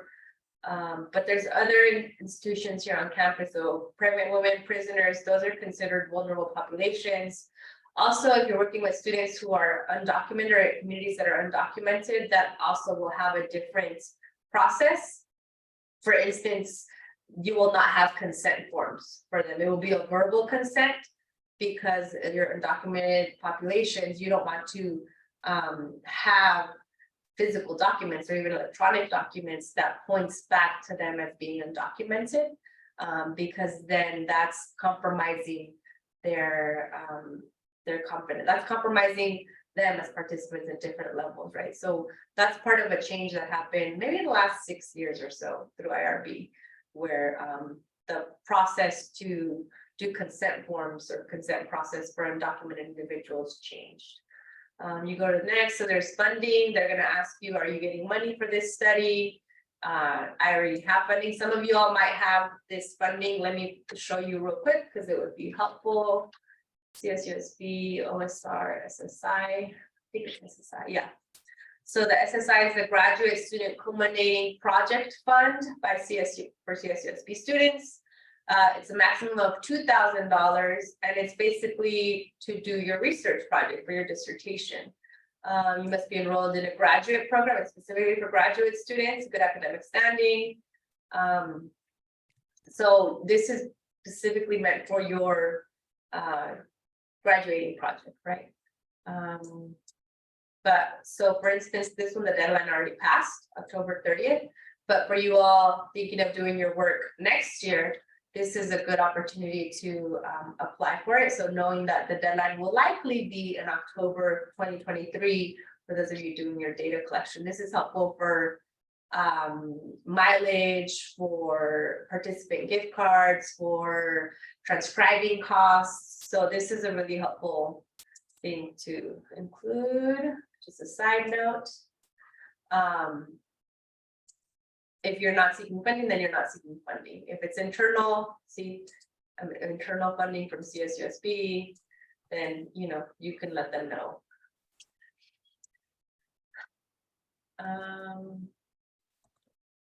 Review type. This is where they explain to you what type of review are you doing. Administrative exempt studies containing no risk or less than minimal risk. Expedited review. Oh. And they tell you all the different categories that qualify for expedited review. Administrative exempt will very likely be, they also have categories, but like if it's existing data already, right? Or if you're just conducting observations and then certain types of observations. Full board review, those are the students underage or individuals underage and vulnerable populations, right? This is the what Brian was saying around being concise. So your objectives of the study, they align with our paragraphs that we wrote in chapter 1 or chapter 3, right? The purpose of it. What's the point? What's the point of your study? Recommended, please pay attention to the recommended length, 1 paragraph. When I first started doing RB here, I would do a lot more, give a lot more information, and then slowly I learned that I didn't need to give that much information. Background through your literature, please be concise. The reviewers can evaluate. They don't want your 50 pages of your chapter 2 copy paste. They don't want that. They want a paragraph or 2 with citations, right? Hypothesis and research questions. I just copy paste my research questions in there. Questions guiding the study will be, and then you just copy paste those in. Recruitment and data collection. So describe how you plan to recruit or sample participants. So snowball sampling, network sampling, who, where, when, how long, how, through what means, etc. So that's where they need details from you. Second, describe how data related to human subjects will be collected. Again, where? So is it going to be in a private room? Is it going to be at the coffee shop? Is it going to be in a classroom? So when, how long, how, through what means, etc. And then they also want the following in this. So pay attention that you have this. For recruitment materials specifically, they want you to bring to include in your flyer. Remember I said a flyer would be necessary. This is part of what you need to include in your flyer before you share it with them. So methodology that you didn't mention in section D. So we talked about methodology earlier, right? What type of methodology are you using? Phenomenology, grounded theory, action research, data analysis. How are you going to analyze your data? Again, they don't want your 10 pages of data analysis.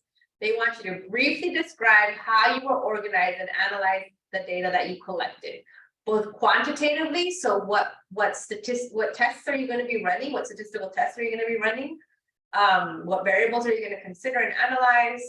Or qualitatively, are you going to do inductive data, deductive data analysis? And that's where the Saldana book, what type of coding are you going to be using? In motion coding, process coding, that's where your language comes in that you can cut and paste and edit, because they don't want to, they just want you to get to the point, but be very, explain it. COVID related questions. So if you are going to be doing this in person, you have to account for some of this so that you, again, are not putting the participants in harm's way.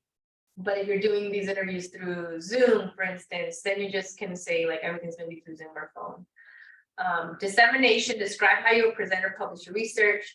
So one, right, this is your dissertation. You might present it at a conference, or you might publish it at a scholarly journal. Again, it's maybe a sentence or two of what I just said. This will likely be presented in my dissertation defense, written in my dissertation, potentially in future journal articles and future conferences, or presented back to the sites where I did this study.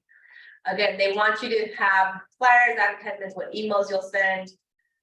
If you're going to be going into individuals' classrooms to ask permission to conduct a survey with their students, you have to send the script of what you will say to those students as you're having them conduct that survey, right? Approvals. So this is important. Add the approval, add letters of approval or permission on letterhead from cooperating agencies, Board of Education, school districts, businesses, hospitals, other agencies or groups, right? So it has to be their letterhead. When I was doing a study with the local elementary school, it had to go through their Board of Education. And luckily the superintendent was super supportive at the time. And it was really easy to access these letters of approval through that school district. But then when the superintendents or the individuals in charge of IRB or institutional research at the sites, if they're not accessible, or if they don't exist right now, I'm trying to access data from a college, and their IR director they don't have one right now. So I can't even get that at the moment until they hire the person. And so they email me back and they're like, okay, we're going through the hiring process, you're gonna have to wait, right? So just, these are elements, things that come up that might mess up our timelines, and we have to be okay with it. We have to know that our timelines are not gonna, be perfect, and we do our best. So just keep in mind that this is required in your materials. Again, here's where you attach your instructions or surveys or questionnaires, interviews.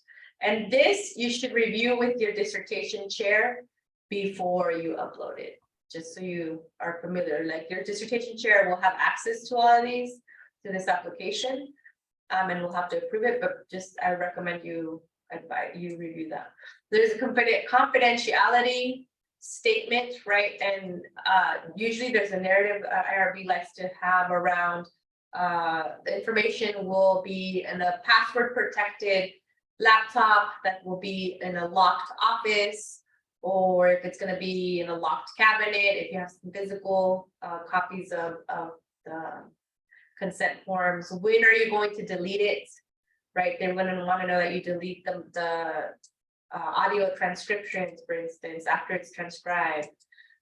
So that's where you have that confidentiality. Risk, benefits, incentives. So if you have short-term risk, so thinking back to what Stovall said, right? Dave Stovall in his talk, where he talked about, the trauma that comes with learning. So acknowledging that participants can be uncomfortable if you're asking them questions, whether it's in a survey or in an interview, participants can be uncomfortable. And so just acknowledging that they might be uncomfortable, but reiterating here that you will make sure participants know they can stop at any time, right? So that's where we're centering the well-being of our participants through this process.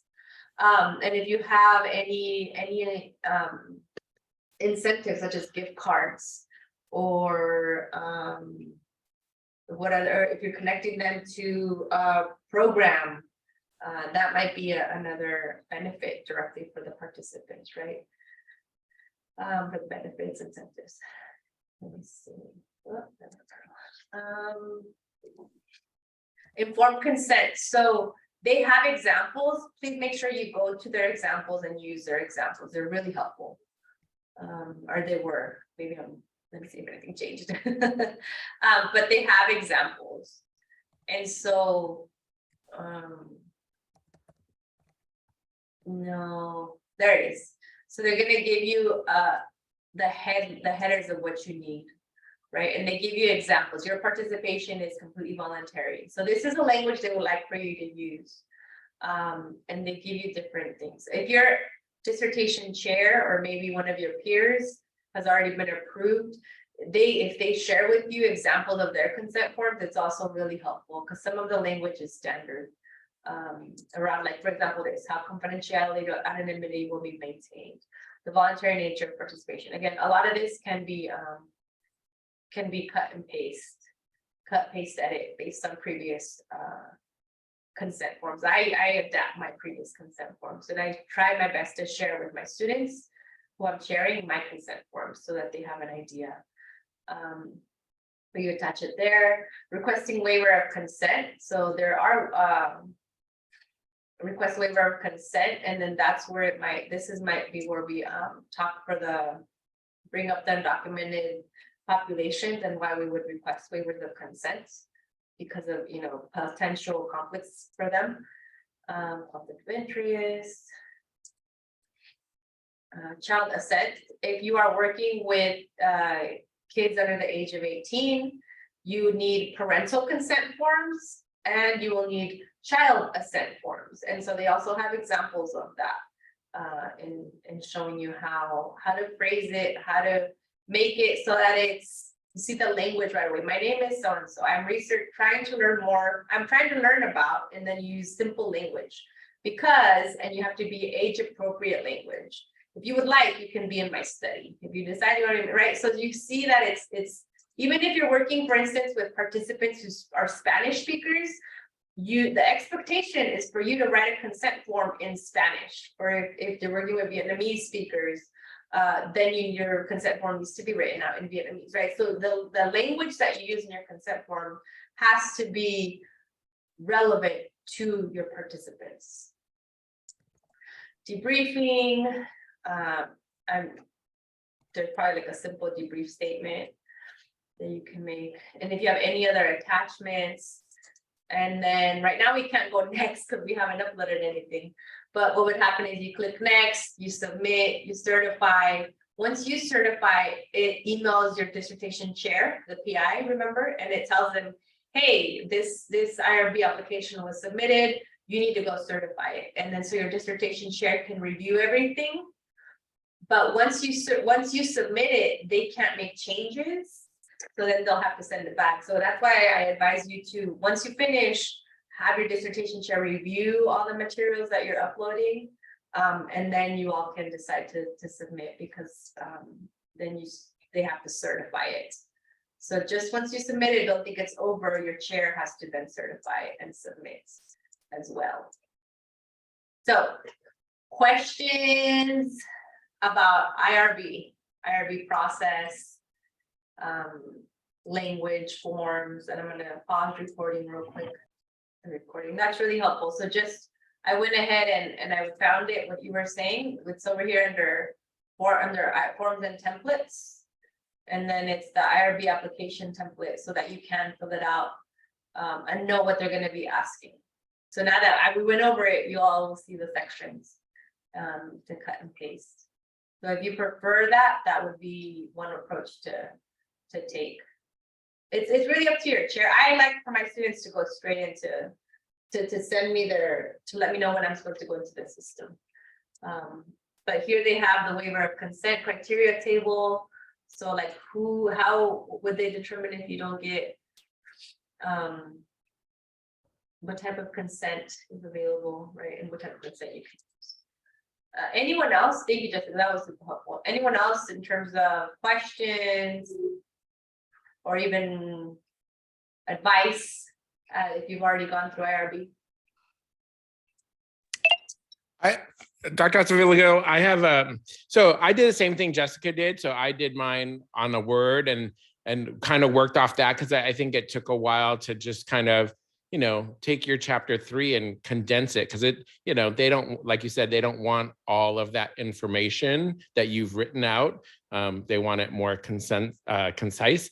The other thing, again, I think to remember that, again, I had to go back and petition.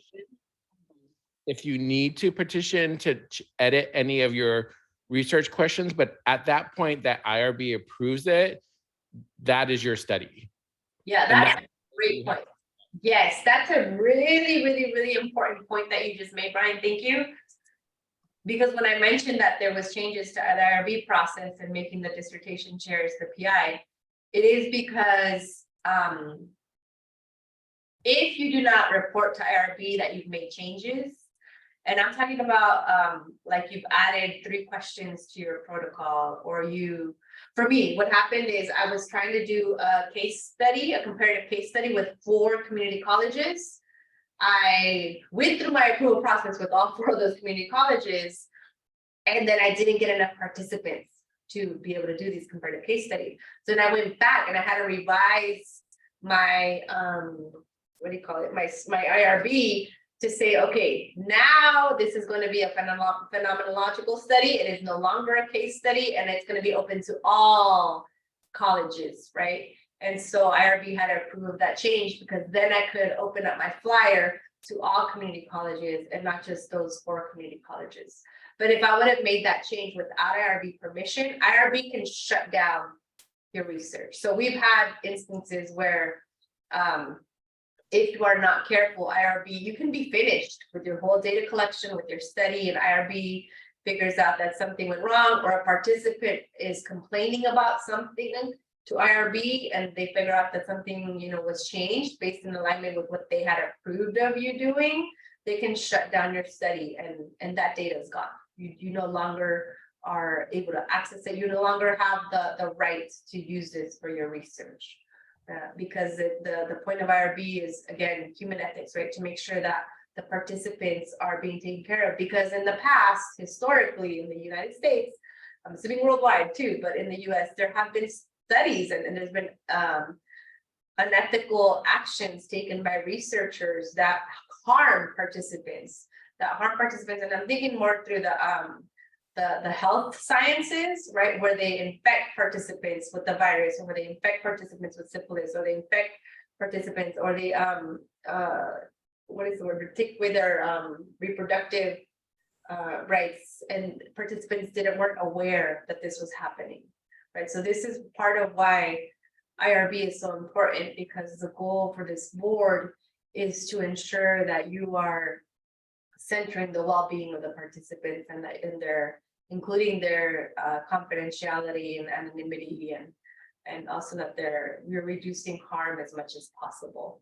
So that's part of why changes that you make to your study, if you decide to bring on the school principal, and before, when you submitted their application, you didn't talk about the school principal, go back and let IRB know. So again, going back to that detail that Michael was talking about before, if you change the details, you go back. And if you're unsure of it, talk to your dissertation chair, right? To say, hey, I just made this minor change. Do I have to report it to IRB? Yes or no, right? And so talk through that process, because a worst case scenario is you go through this, IRB figures out there was a change, and then your data set is compromised. And that has happened in the past in the EDD program.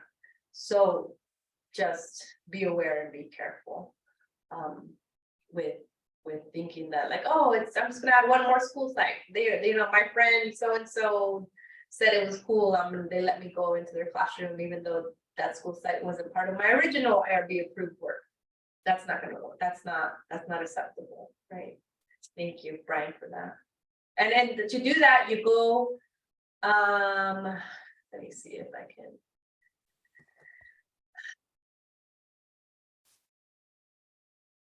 You go to, like, let's say this one was already approved, you see that, it's approved. You go to new submission. So if you take longer than a year to finish your data collection, you're gonna have to do a renewal. If there was an incident, if for some reason somebody got hurt or whatever the case might be, you can report it here. If you're done with the study, you close it here, or if you're modifying the study, that's where you submit a modification. And then you go to complete submission, and you'll be able to tell them what changes you're making. And I'm not gonna click on it because I don't need anybody to know my study information. Any other questions for IRB? For what we've covered in chapter 3 or chapter 1 so far? What's in my mouse? The Oh, go ahead, process, Michael. the process of submitting for IRB, since I haven't done it, is the expectation is I'm gonna have to redo it and have edits, or is the expectation when you submit it, it's like, okay, it's good to go, and if you have edits, then there's something wrong? That's a great question. I don't think I might have submitted one study here in the past 9 years that didn't require edits, but other than that, they usually require edits. And so the edits, I can't show you on my student ones right now because you will see some, I don't want you to see any information, but the edits will come up as comments. And so on the little menu that was on the left-hand side by the tabs, they'll have like little bubbles that say 1 or 2 or 3. Those will be the number of comments that IRB reviewers, which are faculty members here at Casa San Bernardino, the comments that they make. So they'll have questions that they'll need clarity on, or they'll ask for more information, or ask you to change the language. And then you just make the change and you're able to reply to them under that comment. And you say, thank you, I made the change, XYZ, and then you hit resolved. And then that comment will kind of disappear and it'll get cleared up. So you can expect edits, you can expect changes. I know I've had to make changes because they said the language was too academic for a 5th grader. So I had to go back and simplify the language even more. It wasn't okay with the IRB board in the past. So there are edits that you will expect, which is part of why it's important that if you're submitting a full board review, you go ahead and try to do it in a timely manner so that the people who were assigned to your specific IRB application can see those changes that you made and approve it afterward. And I think there was another question. Was there someone else asking a question too?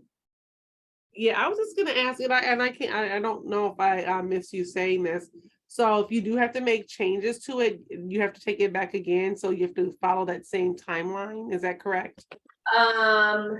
It's usually a lot shorter. So usually when you finally submit the edits, you'll submit the new form, your dissertation chair will review your comments. I usually modify some of the comment, or I'll add another comment if I think it's not going to suffice to make the change, or I'll push back and say, hey, you forgot to do this, and kick it back to the student. And then you submit, your faculty member certifies, it gets sent over to the 1 or 2 faculty members who were assigned your study, and then they'll review it, and that takes about a week or 2. Usually that review process is quick. If it's full board review, that might take a little longer if the full board has to approve again.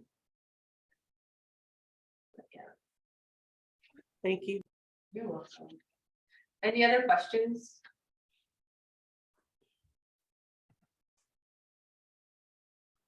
So I know we might not have time for this, but I want us to at least see the timeline or the activity, I guess, that I have part of it, and trying to make it more of a workshop. But I want you to think through now or later, right? What are your goals now, knowing the process a little bit more and the detail a little bit more? What are your goals and actions that you hope to take moving forward, and thinking back to the goal that you shared at the beginning, whether it's to re-engage with your work, whether it's to finish within the next year, Just thinking about what actions do you need to take that align with your goals? Do you need to hit pause on that service committee that you just agreed to join? Do you need to kind of make a promise to yourself or have somebody there to hold you accountable to stop signing up for more projects at work that are that you're coming up with new amazing work to do, but it's also going to hinder your timeline, right? And just acknowledging that we don't have time, we make time. So how are you going to carve out time for your work, especially if you don't have classes that are requiring you to get to work? How can you use your cohort, your peers, your other cohort, or like different cohort members as an accountability team, right? Where you either agree that Thursdays from 5 to 7 or from 5 to 8, you're gonna Zoom online, or you're gonna meet at whatever coffee shop or whatever library, or even if you need resources here from the EDD program, do you need this conference room to be left open at a certain time of the week or a Saturday, or the kitchen next door? We've had students come in on Saturday mornings and work on little tables right here in the kitchen next door, 334, I don't know what, I think it's 334, this classroom next door. So thinking about how can you change your context to ensure that you're going to have the time and energy and support that you need to meet your goals, right? So what are those actions? And really think about how can the EDD program support you with that process. I know we used to have to get finished on Wednesdays. I believe we still do, but I'm not too sure. Wednesdays from 5 to 8, I believe. So can those be sessions where you hold yourself accountable? I've had students who actually are amazing morning people, and they wake up at 4 in the morning and they work from 4 to 5 on their dissertation because that's when they're alert. That doesn't work for me, but it might work for you all, right? So thinking about, do you have someone who you can team up with to check in? And when you have someone else or a group of folks as you're doing this work, it makes it different. Even if you have someone who you trust, who you say, hey, like, does this make sense? Does this question make sense? Does this rationale make sense? Does this reasoning make sense? Does this sentence make sense even, right? It's helpful to have someone who's on your side that you can trust. And thinking about, what are your fears around engaging in this process? Those fears we might have of like, I'm not good enough, I should have never started this program, am I really gonna finish? Does this even make sense? Is this gonna matter to anyone? I'm not a good writer, right? So, and I'm saying these fears as like, this is part of what I went through. This is part of a lot of first generation students go through, because we still have that imposter syndrome that creeps up on us, right? That we've been socialized to see ourselves as maybe not good enough, because that's part of how the education system socializes us, right?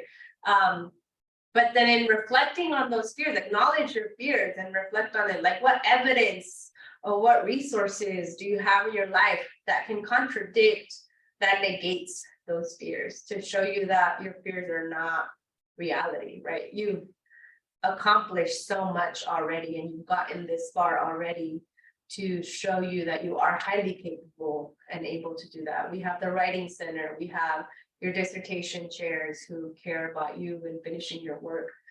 We have your community members or your family members, right, who are there to support you and ensure that you continue this work. And just knowing that you, at the end of the day, this is one more project, right? It's not this huge, yes, it's like a 150-page project, but it's doable, right? Think about how many pages you've already written in the course of this program, combining your courses together. And just moving forward, how do you continue to push yourself and stay motivated, and thinking about why you are doing this work, right? So going back to the why you started in this program, and having that be your part of your motivation to continue, and to know that you don't have to make this huge policy change. Just thinking back to what Stovall said in his lecture, right? How you design this study can impact individuals in different ways, depending on how you're presenting your findings to, or who you're including as your participants. But do you all have any questions I'm gonna end the recording now. Stop recording.